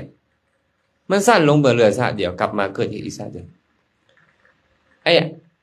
ห่วงน้ำตัวต่อไปคือพบพระโวคะนี่แหละให้ซื้อมันใหม่ว่าอันนบห่วงน้ำคือเก่ามันจะเฮ็ดอันนบให้สั้นลงข้ามมันไปได้อีกก็คือสกทาคามีมรรคความบ่ประมาทในที่นี้จึงหมายถึงสกทาคามีมรรคเนาะคำถามต่อไปบุคคลก้าวล่วงทุกข์ได้ด้วยอีหยังพระผู้มีพระภาคเจ้าตรัสว่าวิริเยนะทุกขมัจเจติก้าวล่วงทุกข์ได้ด้วยความเพียรก็เลยเฮามักมาอธิบายกันแบบ ผิวเผินนะว่าคันเจ้าขยันมันเพียรเจ้าก็พ้นทุกข์คันเจ้าขี้ข้านเจ้าก็บ่พ้นเฮามักเว้าแบบนี้แม่นบ่แต่ความจริงแล้วบ่แม่นเด้ทุกข์ในที่นี้มันหมายถึงทุกข์ใจทุกข์ใจไปซื้อคนหยังโทสะโทมนัสผู้ใดละทุกข์ใจได้ละปฏิฆะสังโยชน์ได้ละพยาปาทะสังโยชน์อนาคามีมรรคละ2อย่างเป็นบ่กามราคะและพยาบาทหรือปฏิฆะสังโยชน์โทสะถึกละบ่ทุกข์อีกต่อไปเพิ่นเนี่ยบ่มีแล้วบ่มักผู้นี้บ่มักผู้นั้นรำคาญผู้นี้รำคาญผู้นั้นบ่มีอีกเลยบ่มีนี่คือก้าวล่วงทุกข์วิริยะตัวนี้จึงหมายถึงสัมมัปปทานของบุคคลผู้บรรลุอนาคามีมรรคตัวสัมมาวายามะในอนาคามีมรรคครับสุดท้ายบัดเนี่ยบุคคลบริสุทธิ์ได้ด้วยอีหยังพระพุทธเจ้าบอกว่าปัญญายะปริสุทธิ์ชันติบุคคลบริสุทธิ์ด้วยปัญญามีปัญญาแล้วบ่ต้องอาบน้ำบ่แม่แปลงสีแขวก็บ่ต้องสีขี้ตาก็บ่ต้องแกะบ่มันสะอาดบริสุทธิ์เองหมดบ่หรือจังได๋ฮะไปเห็นเด็กน้อยอินเดียเดือนนึงก็บ่อาบน้ำโมมันก็โมกออกโลกอยู่เนาะขี้ตาก็บ่แกะขี้มูกก็บ่แกะบ้ามันเขาอยู่ได้จังได๋เมื่อนั้นอีตนเราก็เลยไปเซ็ตขี้มูกให้เราสมองนิดหน่อยนะอีตนเราเองหายใจสิบ่ออกเลยแต่ก็ยังนะโมตัสสะภะคะวะโตอยู่เราก็ได้อยากได้เงินเฮาหั่นนะโอ้ยเสียใจแต่ค่อยบ่มีเงินน้อยเอ้ยมีแต่ขนมก้อนนึงเนาะบ่แม่นดอกบ่ได้บริสุทธิ์ด้วยปัญญาแบบนั้นปัญญาที่นี่หมายถึงสัมมาทิฏฐิในอรหัตตมรรคอรหัตตมรรคสัมมาทิฏฐิหั่นน่ะน่ะโตปัญญานี่นะมันเฮ็ดให้คนบริสุทธิ์จากกิเลสโสดาบันบริสุทธิ์โดยส่วนหนึ่งแต่ยังบ่บริสุทธิ์อีกหลายเพราะกิเลสยังหลายอยู่บรรลุสกทาคามีก็บริสุทธิ์ไปน้อยนึงตืมแต่ยังมีกิเลสอีกอยู่แม้แต่บรรลุอนาคามีแล้วภาวะราคะสังโยชน์เห็นบ่เที่ยวเอิ้นว่ารูปราคะเอารูปราคะนั่นน่ะมานะอุทธัจจะอวิชชายังเฮ็ดให้ใจของเพิ่นนี่บ่สะอาดอยู่อรหัตตมรรคเกิดขึ้นปึ๊บสะอาดบริสุทธิ์จิตใจบริสุทธิ์ฉะนั้นคำว่าปัญญาตัวนี้จึงหมายถึงสัมมาทิฏฐิในอรหัตตมรรคนั้นตัวสัมมาทิฏฐิในอรหัตตมรรคเกิดขึ้นแล้วบริสุทธิ์บัดนี้บ่ได้อาบน้ำ3 มื้อใจก็บริสุทธิ์อยู่อินเดียนี่พระพุทธเจ้าห้ามเด้ห้ามอาบน้ำก่อน15 มื้อผู้ใดอาบน้ำก่อน15 มื้อเป็นอาบัติปาจิตติเว้นมีข้อเว้นอยู่เดือนท้ายของฤดูร้อนกับเดือนต้นของฤดูฝนมันเป็นฤดูอบอ้าวอาบได้หรือว่าเดินทางไกลกาย8 กิโลขึ้นไปย่างกาย8 กิโลขึ้นไปอาบน้ำได้ก็ดีเนี่ยว่าไปย่างมันก็เลยอาบได้ บางมื้อได้อดได้เอาน้ำเช็ดตัวเอาอาบบ่ได้เด้ก็ไปลูบน้ำใส่น้อยนึงก็ยังดีนะห้ามอาบเป็นอาบัติปาจิตติแต่อยู่อินเดียเนี่ยพระอรหันต์เพิ่นบ่ลงละเมิดได้15 มื้อเพิ่นจึงอาบเทื่อนึงได้อยู่เขตมัชชิมาประเทศเนี่ยเนาะคันอยู่เขตชนบทนี่แหละเมื่อกี้นี่แหละพระโสนะไปขอว่า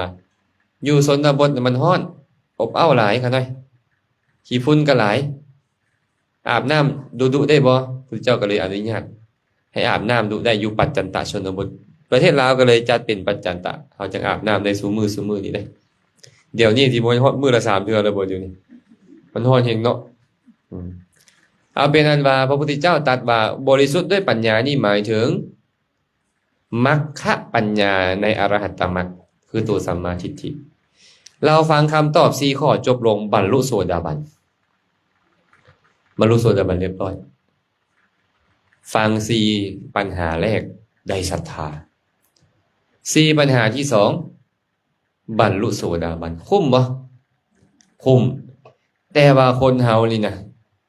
บางเทื่อนี่คุ้มแต่ตัวเองบ่พอเห็นว่ามันมีประโยชน์แล้วควรให้ผู้อื่นได้ถามเพื่อผู้อื่นบัดนี้ถามต่อไปเพื่อผู้อื่น เพราะว่าพระพุทธเจ้านี่ต้องเอาธรรมะที่พระองค์แสดงไปเว้าให้พระอานนท์ฟังอยู่แล้ว และจะมาฮอดพวกเขาโอ้อัธยาศัยเราก็บ่ธรรมดาเลยนี่เราประกาศ อัธยาศัยเราบ่ธรรมดาต้องการให้ผู้อื่นตัวเองได้ประโยชน์เลยเด้แต่ต้องการให้คนในภายหน้าได้ประโยชน์พร้อมก็เลยถามคำถามต่อไปว่ากถังสุลพเตปัญญังกถังสุวินทเตทนังกถังสุกิตติงปัปโปติกถังมิตตานิขันทติอสมาโลกาปลังโลกังกถังปิจจะนาโสจติอันนี้จังได้ปะเนี่ย5บุคคลได้ปัญญาเพราะอีหยังบุคคลมีทรัพย์เพราะอีหยังบุคคลรักษาเกียรติไว้ได้ย้อนหยังบุคคลจะผูกมิตรไมตรีผูกมิตรทั้งหลายไว้ได้อีหยังและบุคคลละโลกนี้ไปสู่โลกหน้าแล้วจะบ่เศร้าโศกเพราะอีหยัง5คำถามต้องจือก่อนได้จือแล้วบ่ล่ะได้ปัญญาย้อนอีหยังมีทรัพย์ย้อนอีหยังรักษาเกียรติได้ย้อนหยังผูกมิตรไว้ได้ย้อนหยังละโลกนี้ไปแล้วจะบ่เศร้าโศกย้อนหยังพระผู้มีพระภาคเจ้าก็ตัดตอบอันนี้จะเว้าไปเทื่อละปัญหา พระองค์ตัดคาถาแรกตอบว่าสัทธหาโนอรหันตังธัมมังนิพพานปัตติยาสุดสูสังลพเตปัญญังอัปปะมัตโตวิจักขโนบุคคลเชื่อธรรมของพระอรหันต์ทั้งหลายเพื่อพระนิพพานเป็นผู้มีปัญญาพิจารณาบ่ประมาทฟังอยู่ด้วยดียอมได้ปัญญาที่ครูบาอาจารย์มักเอาท่อนสั้นๆมาว่าว่าสุดสูสังลพเตปัญญังฟังด้วยดียอมได้ปัญญาความจริงแล้วบ่แม่นสัมพันธ์ใดสัทธหาโนแปลว่าเชื่อถ้อยคำของพระอรหันต์อรหัตังอรหัตังแปลว่าพระอรหันต์ทั้งหลายสัทธหาโนแปลว่าเชื่อเนาะธัมมังนิพพานปัตติยาเซิงธรรมอันเป็นไปเพื่อพระนิพพานของพระอรหันต์ทั้งหลายเจ้าต้องเชื่อพระอรหันต์ก่อนเพิ่นว่าพระอรหันต์นี่มี3ประเภทเด้อรหันตสัมมาสัมพุทธะอรหันตปัจเจกพุทธะและอรหันตสาวกเนาะเจ้าเป็นพระอรหันต์เล่าใดก็ตามเป็นอย่างเพิ่นคือบ่ใส่ว่าอรหันตัสสะคือใส่อรหัตังอรหันตัสสะแปลว่าผู้เดียวอรหัตังแปลว่าหลายองค์มาเนี่ยพระอรหันต์ทั้งหลายเลยจะเป็นอรหันตสัมมาสัมพุทธะอรหันตปัจเจกพุทธะอรหันตสาวกะก็ได้เจ้าต้องเชื่อถ้อยคำของเพิ่นก่อนแค่เชื่อบ่พออัปปมัตโตอย่าประมาทเด้อย่าประมาทวิจักขโนต้องพิจารณานำได้บ่แม่นเชื่อเพิ่นแล้วเราฟังแต่เพิ่นนั่นล่ะบ่พิจารณาใต้บ่พิจารณาเหนือเลยบ่ได้เด้วิจักขโนต้องพิจารณาตามนั้นเพิ่นเว้ามาแบบนี้พยัญชนะแบบนี้อรรถะแบบนี้สุดสูสังเอียงหูลงฟังมันฟังด้วยดีละพระเตปัญญังยอมได้ปัญญาคันเจ้าอยากได้ปัญญาเจ้าต้องเฮ็ดแบบนี้เพิ่นว่าบ่แม่นแค่ฟังจะต้องมีความเชื่อในเพิ่นก่อนคือเฮาเนี่ยเอาฟังธรรมของพระพุทธเจ้าก็เชื่อพระพุทธเจ้าเป็นบ่แล้วพิจารณาตามพร้อมบ่ต้องพิจารณาตามพร้อมคันประมาทเด้ตกคำหนึ่งตก2คำ3คำบ่เข้าใจเด้เนาะก็ต้องบ่ประมาทในการฟังพร้อมเอียงหูฟังด้วยดีนี่จะได้ปัญญานะฟังทันเนาะคำถามที่2ถามว่าจังไดจะมีทรัพย์ได้ย้อนหยังพระผู้มีพระภาคเจ้าก็ได้ตรัสว่าปฏิปการูปฏิรูปการีทุรวาอุทธาตาวินทเตทนังปฏิรูปการีนี่แบบผู้มีปกติประกอบการงานเหมาะสมทุรวาบ่ทอดทุลักอุทธาตาขยันหมั่นเพียรวินทเตทนังย่อมมีทรัพย์หรือย่อมได้ทรัพย์เจ้าขยันปานใดก็ตามคันเจ้าประกอบการงานบ่เหมาะสมก็บ่มีทรัพย์อาตมาเบิ่งแม่อาตมานี่แหละขยันแต่ขยันเฮ็ดให้อันน้อยๆอันนั้นขยันมา50ปีแล้ว60ปีแล้วกันบ่ร่ำบ่รวยอีหยังดอกบ่มีทรัพย์เพราะการงานบ่เหมาะสมการงานต้องเหมาะสมเนี่ยควรซื้อบ่อนใดขายบ่อนใดบ่อนนี้คนขายอีหยังบ่อนนั่นคนขายอีหยังตอนใดคนเก็บ เครื่องของต้นใดควรปล่อยเครื่องของออกแม่นบ่มักพร้าวไปขายสวนเป็นตารวยบ่ล่ะบัดนี้บักพร้าวเด้อบักพร้าวเด้อสวนเขาเต็มอยู่เป็นจังได๋บ่มีทางการงานบ่เหมาะสมแม่นบ่บัดเวลาโควิดเข้าปึ๊บขายแอลกอฮอล์รวยบ่รวยเนาะ ขายแมสบักรวยๆเบิ่งไปโควิดเข้าปั๊บอันนี้การงานเหมาะสมในขณะนั้นฉะนั้นพระพุทธเจ้าบอกไว้เลยเบื้องต้นปฏิรูปการีกระทำการงานให้เหมาะสมเด้อเพิ่นว่าทุรวาเจ้าอย่าปล่อยปละละเลยได้เฮ็ดก็ได้บ่ทอดทุระมันสอดส่องเบิ่งแยงสอดส่องไปฮอดใดและขั้นใดและควรดำเนินแบบใดต่อควรผ่อนแบบใดลงแบบนี้ได้เนาะ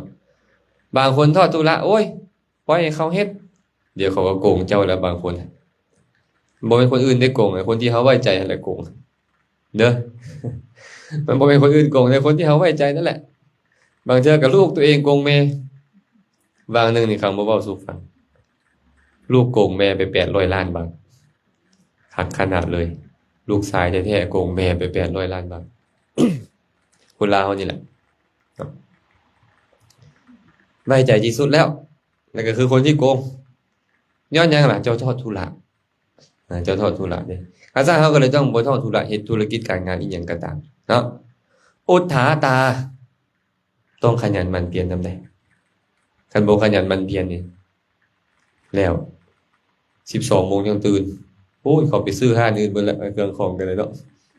เห็นบ่บางเทื่อโจรเขาไปลักขโมยของมาเขาอยากปล่อยออกราคาถูกราคาเป็นแสนเขามาขายตั้ง 5,000 พอเขาเฝ้าปล่อยออกเขาเฝ้าหนีเจ้าก็จะบ่ได้ตัวนั้นน่ะ เห็นบ่มันก็ต้องตื่นดึกลูกเช้าขนาดมันเปลี่ยนนำคือกันแต่บ่จะไปรับซื้อของโจรเด้พวงนะคดีเด้บ่อาจารย์สนับสนุนบ่แม่นเด้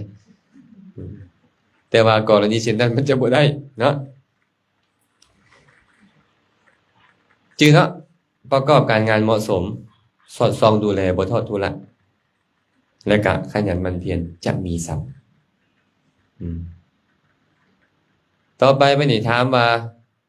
บุคคลจะรักษาเกียรติไว้ด้วยอีหยังพระผู้มีพระภาคเจ้าก็เลยบอกว่าสัจเจนะกิตติงปัปโปติบุคคลนี่นะจะมีเกียรติเพราะสัจจะขันจะอยากมีเกียรติจะต้องมีสัจจะคนมักตัวมักต้มหมู่นี้บ่มีเกียรติได้และก็บ่มีไผเชื่อถืออีกแม่นบ่มื้อนั้นอาตมาเขียนคำเว้าหนึ่งไว้เจ้าอาจใช้เวลาในการตัวครึ่งนาทีแต่เจ้าจะหมดความน่าเชื่อถือไปตลอดชีวิตแม่นบ่บ่ได้โดนดอกตัวหมู่นี่แค่ครึ่งนาทีพยายามตัวนะแต่จะหมดความเชื่อถือไปตลอดชีวิตเจ้าจะบ่มีเกียรติเลยตลอดชีวิตนะเคยมีบ่คนย่องคนขี้ตัวเก่งนางอันนั้นน่ะเขาย่องหรือเขาย่องอันเนี้ยเขาย่องเอาเนาะเขาตำนี่อันแหละตำนี่ทุกกันฟังอย่าไปหาแล้วเด้อสู่เด้ออย่าไปเฮ็ดเวียกเหตุการณ์นำเด้อ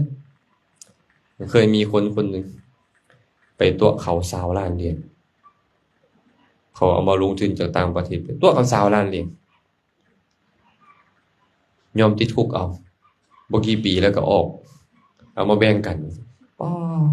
แล้วผู้ใดล่ะจะเชื่อถือเจ้าบัดนี้ในการต่อไปเนาะแม่นบ่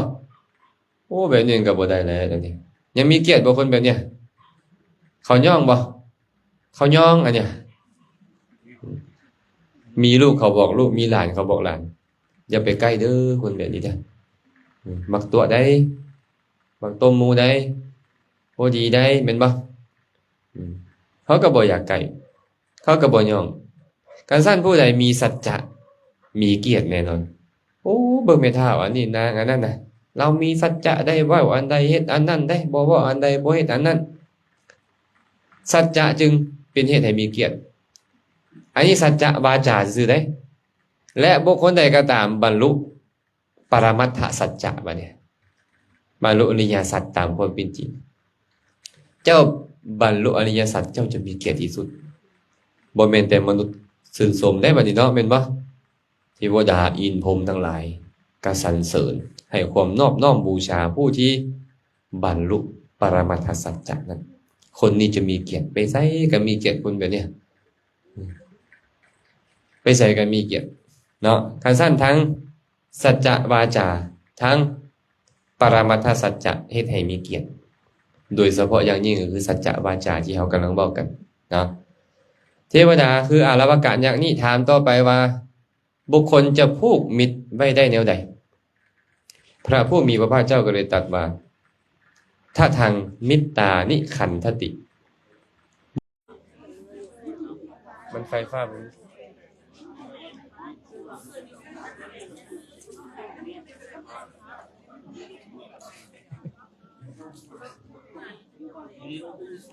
นี่แบตเตอรี่ว่าเมื่อคืนนี้ตอนอยู่เดินบิดที่ไฟดับก็เป็นแตกอยู่ เออก็แสดงว่ามันเป็นยอดอาตมาเนี่ยแหละอาตมาวะ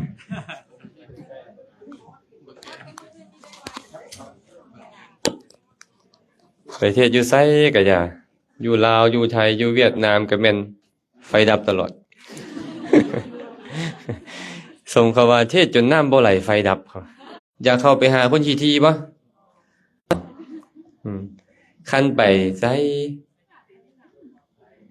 ผู้เป็นเจ้าของสถานที่พิดลให้เนาะมันก็ผูกมิตรเอาไว้แม่นบ่บ่มีผู้ใดมักคนขี้ทีมีแต่คนมักคนที่ยินดีในการให้ปันฉะนั้นการให้ปันจึงเป็นการผูกมิตรไมตรีเอาไว้พระพุทธเจ้าได้บอกว่าทัทธมาโนปิโยโหติผู้ให้ย่อมเป็นที่ฮักของมหาชนผู้ใดก็ฮักใคร่กลมเกลียวเนาะสุดท้ายเป็นอย่างสุดท้าย บุคคลละโลกนี้ไปสู่โลกหน้าเฮ็ดจังใดจึงจะบ่เศร้าโศกคำว่าเศร้าโศกคือหยังล่ะอบายทุกขติมินิบาตนรกไปสู่นรกแน่กำเนิดเดรัจฉานแน่เปรตวิสัยแน่อสุรกายแน่เอิ้นว่าบ่อนที่เศร้าโศกเฮ็ดจังใดละโลกนี้ไปแล้วจะบ่เศร้าโศกพระผู้มีพระภาคเจ้าก็เลยตรัสว่ายัสเสเตจตุโรธัมมาสัทธัสสะคารเมสิโนสัจจังธัมโมทิติจาโคสเวเปจจะนโสจติอิงคะอัญเยปิปุสัสสุปุถุสมณะพรามเนยะทิสัจจาธรรมาจาคาขันตยาพิโยทะวิชติบุคคลประกอบด้วยธรรม4ประการมีศรัทธาอยู่ครองเรือนประกอบด้วยธรรม4ประการคือสัจจังธัมโมทิติจาโคสัจจังก็คือมีสัจจะธัมโมก็คือมีปัญญาทิติมีความขยันหมั่นเพียรบ่ทอดทุระนั้นจาโคมีการสละแบ่งปัน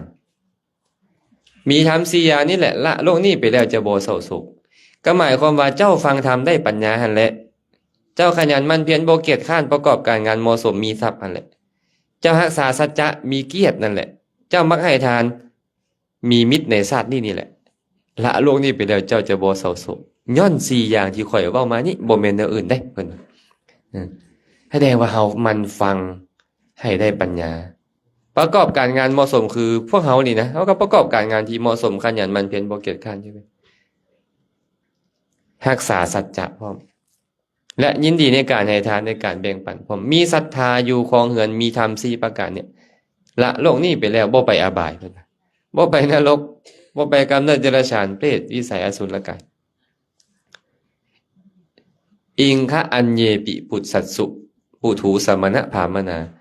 คันบ่เชื่อเจ้าลองไปถามสมณะพราหมณ์ทั้งหลายเหล่าอื่นเบิ่งเด้อยะทิสัจจาธรรมาจาคาขันตยาพิโยจะวิชติพิโยทวิชติว่ามีหยังอีกบ่ที่ประเสริฐกว่าสัจจะธรรมะจาคะและขันติสัจจะก็คือหยังสัจจะก็คือการรักษาสัจจะวาจานั่นเองธรรมะตัวนี้หมายถึงปัญญาอันคมกิเลสนั่นแหละจาคะก็คือการสละการแบ่งปันให้ทานนั้นขันติยาตัวนี้ก็หมายถึงความอดทนขยันหมั่นเพียรบ่เกียจคร้านตัวนั้นมีอีกบ่เด้อให้เจ้าไปถามเขาเจ้าเด้อคันมันยังมีอีกอย่างที่ประเสริฐกว่านี้ที่จะเฮ็ดให้บ่เศร้าโศกในอารวกะอยากจะตอบว่า การไปถามสมณธรรมสมณพราหมณ์เหล่าอื่น เมื่อข้าพเจ้าฮู้ประโยชน์ในสัมปรายภพแล้ว พระผู้มีพระภาคเจ้าอุตสาห์เดินทางตั้งไกลเมืองอาราวีมาเพื่อข้าพเจ้านี้ข้าพเจ้าได้ฮู้แจ้งแล้วว่าทานที่ให้ในบ่อนใดมีผลหลายข้าพเจ้านี้จะเที่ยวไปจากหมู่บ้านสู่หมู่บ้านจากเมืองสู่เมืองจะน้อมนมัสการสรรเสริญเสริงพระพุทธเจ้าและความเป็นธรรมดีของพระธรรมแล้วก็กล่าวไปนี้ต่อพระพุทธเจ้ากับเพลินบันเทิงไปจบอาราวกะสูตรเนาะเป็นอันว่าอาราวกะนี้ได้ประโยชน์แล้วและยังเบิ่งเห็นประโยชน์ในอนาคตว่าคนที่เขายังบ่มีอัธยาศัยในการออกจากเฮือนบวชเป็นบรรพชิตเนี่ยเขาจะอยู่ครองเฮือนแล้วเขาบ่อยากเศร้าโศกในอนาคตนี่นะอย่างน้อยๆก็มีสุขติเป็นที่ไปในเบื้องหน้าให้ได้สั่งสมบุญบารมีต่อให้ได้บรรลุมรรคผลนิพพานในอนาคตเขาควรมีหยังเราก็เลยถามเรื่องของปัญญาเรื่องของมีทรัพย์เรื่องของการมีเกียรติมีมิตรอันเป็นปัจจุบันในการประพฤติแล้วประโยชน์นี่จะเกิดขึ้นในปัจจุบันแล้วมันยังเป็นประโยชน์ในอนาคตอันเป็นเหตุให้พวกเขาถึงอบายทุกขติวินิบาตอีกเนาะอันนี้เป็นคำถามคำตอบที่มีปรากฏอยู่ในพระสุตตันตปิฎกทั้งในสังยุตตนิกายและก็คุตทกนิกายเนาะก็นำมาเว้ามากล่าวสู่กันฟังจักโมงแล้วบ่นี่เนาะ4 โมงแล้วว่ะโอ้มันคือไวแท้เนาะเว้าเบิดเดียวนึงผู้ฟังคือว่าดนเนาะ ยังมีคำถามอย่างใดอย่างหนึ่งบ่ก็จะเปิดโอกาสให้ถามได้บางคนอาจจะตั้งใจมาถามก็มีเนาะคันมีก็สามารถถามได้นะตู้น้อยเฮาอยู่ไสบ่ครูบาอาจารย์บ่มีไมค์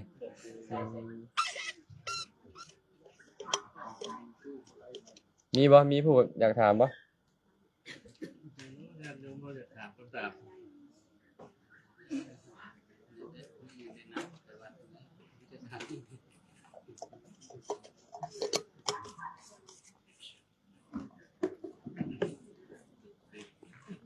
ถามว่ามีแนวอยากถามบ่เห็นท่าหาวใส่ซ้ำ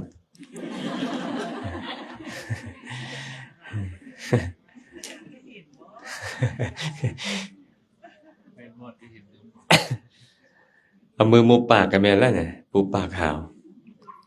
มีบ่มีผู้ใดมี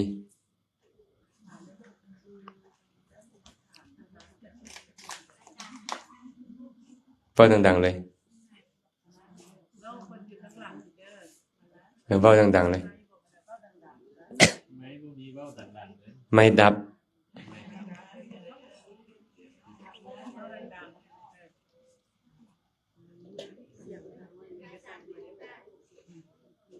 ได้ยินอยู่แล้วถ้าภาวนาบ่แม่นว่าอาจารย์เพิ่นว่าเพิ่นคิดว่าเอามาทุบแทนนี่หยังมาแล้วนั่งจมอยู่หั่นน่ะถ้าภาวนาเพิ่นว่าเฮ็ดครอบงำกับไปต่อบ่ได้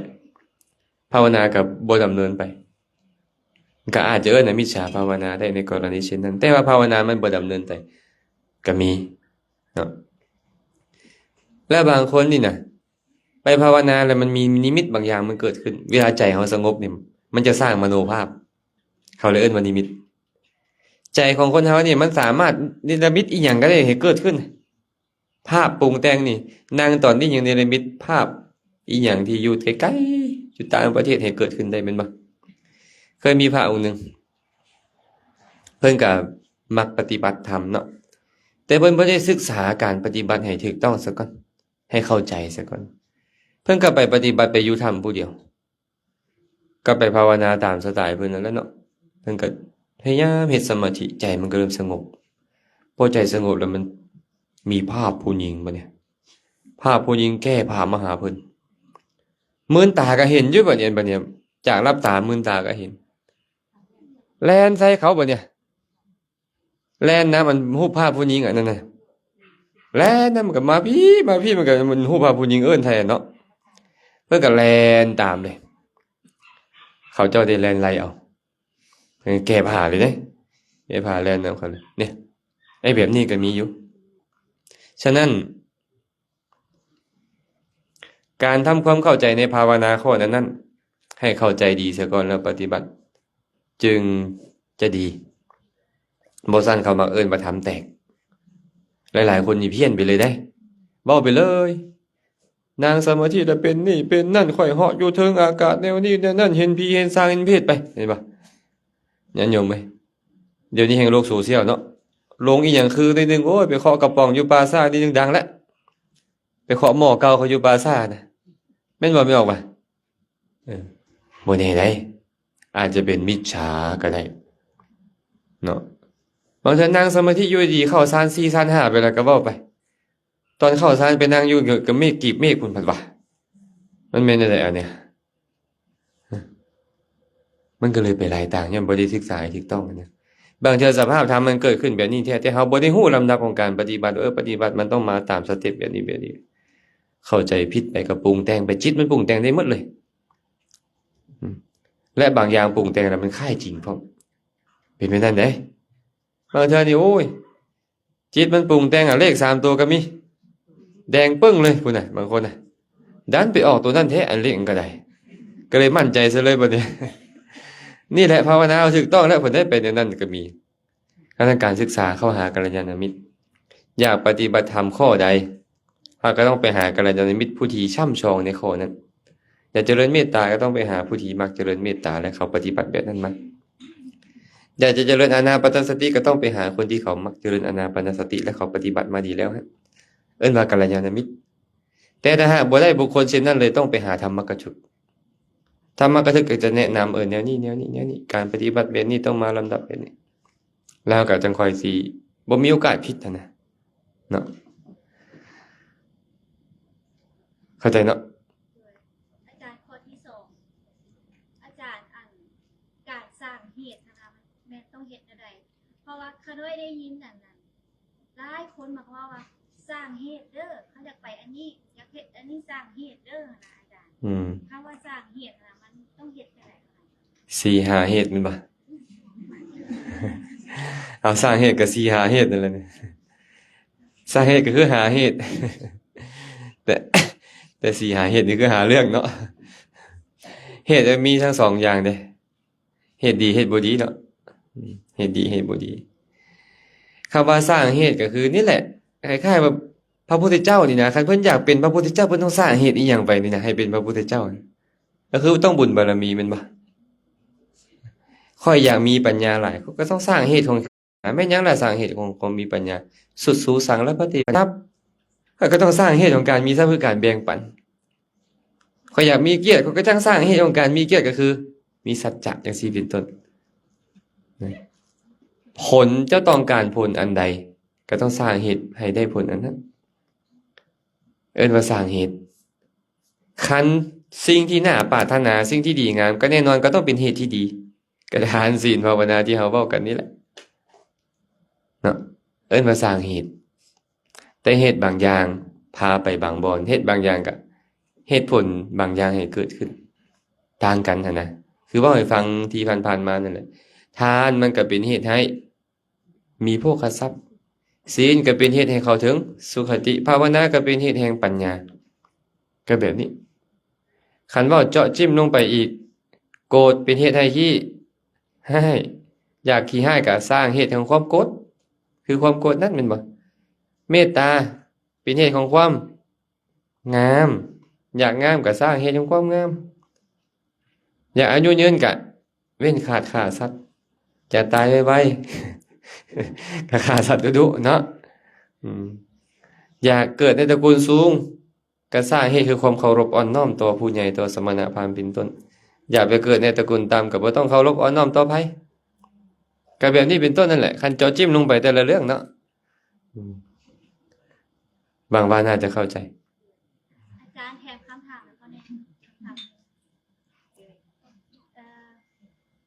เขาได้สงสัยว่าก่อนเพิ่นสิเป็นพระพุทธเจ้านะเพิ่นเป็นโสดาบันเป็นสกทาคามีคืออนาคามีก่อนตามลำดับที่ว่าเพิ่นสิเป็นพระพุทธเจ้าหรือว่าเพิ่นบ่ได้เป็นอริยบุคคลเลยเป็นเป็นอันนั้นพระพุทธเจ้าเลยทางหลังบ้างได้ทางหลัง ถ้ากันตอบได้เป็นหยังพระพุทธเจ้านี่นะบรรลุโสดาบันสกทาคามีอนาคามีตามลำดับบ่หรือว่าอยู่ซื่อๆแล้วบรรลุอรหันต์เลยเพิ่นว่าพระพุทธเจ้าบอกว่าจังซี่ปหาราทะมหาสมุทรลาดลุ่มลึกไปตามลำดับบ่เป็นโกฏเหวชันบัดเดียวเด้อบ่คือภูเขาได้ลงไปแล้วปึ๊บโลด แต่มหาสมุทรเนี่ยมีขี้ทรายเต็มมันก็ค่อยๆสั่นลงเท่าละหน่อยจากคืบหนึ่งไปศอกหนึ่งไปเม็ดหนึ่งไปวาหนึ่งไปเลยมันบ่สั่นลงเลยสั่นใดก็สั่นนั่นมหาราทะพวกอสูรทั้งหลายสัตว์ใหญ่ๆทั้งหลายยินดีพอใจในมหาสมุทรเพราะมหาสมุทรลาดลุ่มลึกไปโดยลำดับแม่ฉันใดฉันนั่นเหมือนกันเนาะธรรมวินัยนี่ก็คือลาดลุ่มลึกไปตามลำดับคือกันได้คือมีการปฏิบัติไปตามลำดับกระทำไปตามลำดับศึกษาไปตามลำดับบ่ได้บรรลุอรหันต์บัดเดียวบ่มีจักเทื่อว่าบรรลุเป็นอรหันตสัมมาสัมพุทธเจ้าเลยบ่มีมันก็ต้องมีการบรรลุโสดาบันสกทาคามีอนาคามีไปตามลำดับแต่มันบ่ได้ดลขณะจิตหนึงกับโสดาปฏิมรรคเกิดขึ้นแล้วโสดาปฏิมรรคเกิดขึ้นปั๊บโสดาปฏิผลเกิดขึ้นต่อเลยบ่มีลำดับขั้นว่าบ่มีการให้อากาลิโกมรรคเกิดปุ๊บผลต้องเกิดขึ้นเลยนี่ว่าบ่จำกัดการได้อากาลิโกเห็นบ่พระพุทธเจ้าบอกว่าบุคคลผู้ได้ศรัทธานุสารีแล้วจะบ่บรรลุโสดาปฏิผลแล้วตายในระหว่างบ่มีทางจักเทื่อโสดาปฏิมรรคเกิดขึ้นศรัทธานุสารีเนี่ยโสดาปฏิมรรคและโสดาปฏิผลต้องเกิดขึ้นเลยมันไวหลายนะคือเข้าไปฟังเทศเนาะพระพุทธเจ้าบอกเทศจบลงปุ๊บพระองค์นี้บรรลุอรหันต์คนผู้นี้บรรลุอนาคามีมันบ่ได้ไปบรรลุโดดไปหาอนาคามีบ่ได้บรรลุโดดไปหาอรหันต์เลยบรรลุโสดาบันสกทาคามีอนาคามีไปตามลำดับแต่ว่ามันไวในขณะช่วงเวลาเดียวกันจิตของคนเฮานี่น่ะเบิ่งลมหายใจดีๆปุ๊บพุ่นไปฮอดสวรรค์นะเขียดเลยมันไวขนาดนั้นแม่นบ่คือการบรรลุธรรมมันไวกว่านั้นอีกเข้าใจเนาะและภพชาติเนี่ยเคยมีโยมคนหนึงมาถามอาตมาว่าอาจารย์พระโพธิสัตว์นี่เคยเป็นโสดาบันบ่เคยเป็นสกทาคามีเป็นต้นบ่สินะระหว่างที่เพิ่นทั้งสมบารมีขั้นโสดาบันแล้วเพิ่นบ่ไปอบายอีกแล้วเห็นบ่และบ่เกิน7ชาติแล้วเพิ่นจะเป็นพระพุทธเจ้าได้จังได๋เพิ่นต้องเกิดเป็นอเนกชาติต้องเกิดเป็นสียสงไขยยิ่งด้วยแสนกับจังตำกระสั่นความเป็นโสดาบันมาก่อนหน้าบ่มีดอกว่าตอนค่อยสร้างสมบารมีชาตินั้นค่อยเป็นโสดาบันแล้วและกลับมาเป็นปุถุชนคืนบ่มีทางเป็นไปบ่ได้และเป็นยังไปเกิดเป็นกระต่ายก็มีไปเกิดเป็นพญานาคก็มีไปเกิดเป็นพญาช้างก็มีไปเกิดเป็นนกก็มีเป็นสัตว์ในสุคติหรืออบายโสดาบันยังไปอบายบ่มีทางกระสั่นตัดทิ่มเลยความเป็นโสดาบันเป็นต้นบ่มีแต่ในขณะที่กำลังบรรลุนั้นจะข้ามโสดาบันบ่ได้ก็ต้องไปโสดาบันสกทาคามีอนาคามีและอรหันต์แต่สูงสุดนั่นคืออรหันต์และบรรลุอรหันต์ปุ๊บสัพพัญญุตญาณเกิดขึ้นสัพพัญญุตญาณนี่แหละเป็นเหตุให้พระองค์ถูกเอิ้นว่าพระพุทธเจ้าปัญญาตัวนี้นี่นะฮู้หมดทุกสิ่งทุกอย่างพระอรหันต์บางคนบ่ได้ฮู้ทุกสิ่งทุกอย่างเด้แต่ฮู้แต่ว่าทุกเหตุเกิดทุกเหตุดับทุกทางดับทุกตามความเป็นจริงฮู้เท่านี้อรหันต์บางคนนะตัวสัพพัญญุตญาณนี่เฮ็ดให้เป็นพระพุทธเจ้าแต่สัพพัญญุตญาณต้องสั่งสมดุลแต่เวลาบรรลุก็ต้องโสดาบันสกทาคามีอนาคามีจนฮอดอรหันต์พระพุทธเจ้าก็คือพระอรหันต์องค์หนึ่งอรหันตสัมมาสัมพุทธเจ้าซื่อๆเติมคำว่าสัมมาสัมพุทธเจ้ามาใส่ก็คือตรัสรู้เองโดยชอบแล้วเฮ็ดให้คนอื่นฮู้ตามนำเท่านั้นสรุปมาจังได๋นี่ในชาตินั้นตอนบรรลุนั้นแต่บ่ได้ว่าชาติก่อนโสดาบันแล้ว บ่มีต้องมาในขณะที่อยู่ใต้ต้นศรีมหาโพธิ์เท่านั้นบ่มีในชาติอื่นนะเข้าใจบ่บ่เห็นตาแล้วเนี่ยบ่แม่นลอยลับกันหมดแล้วบ่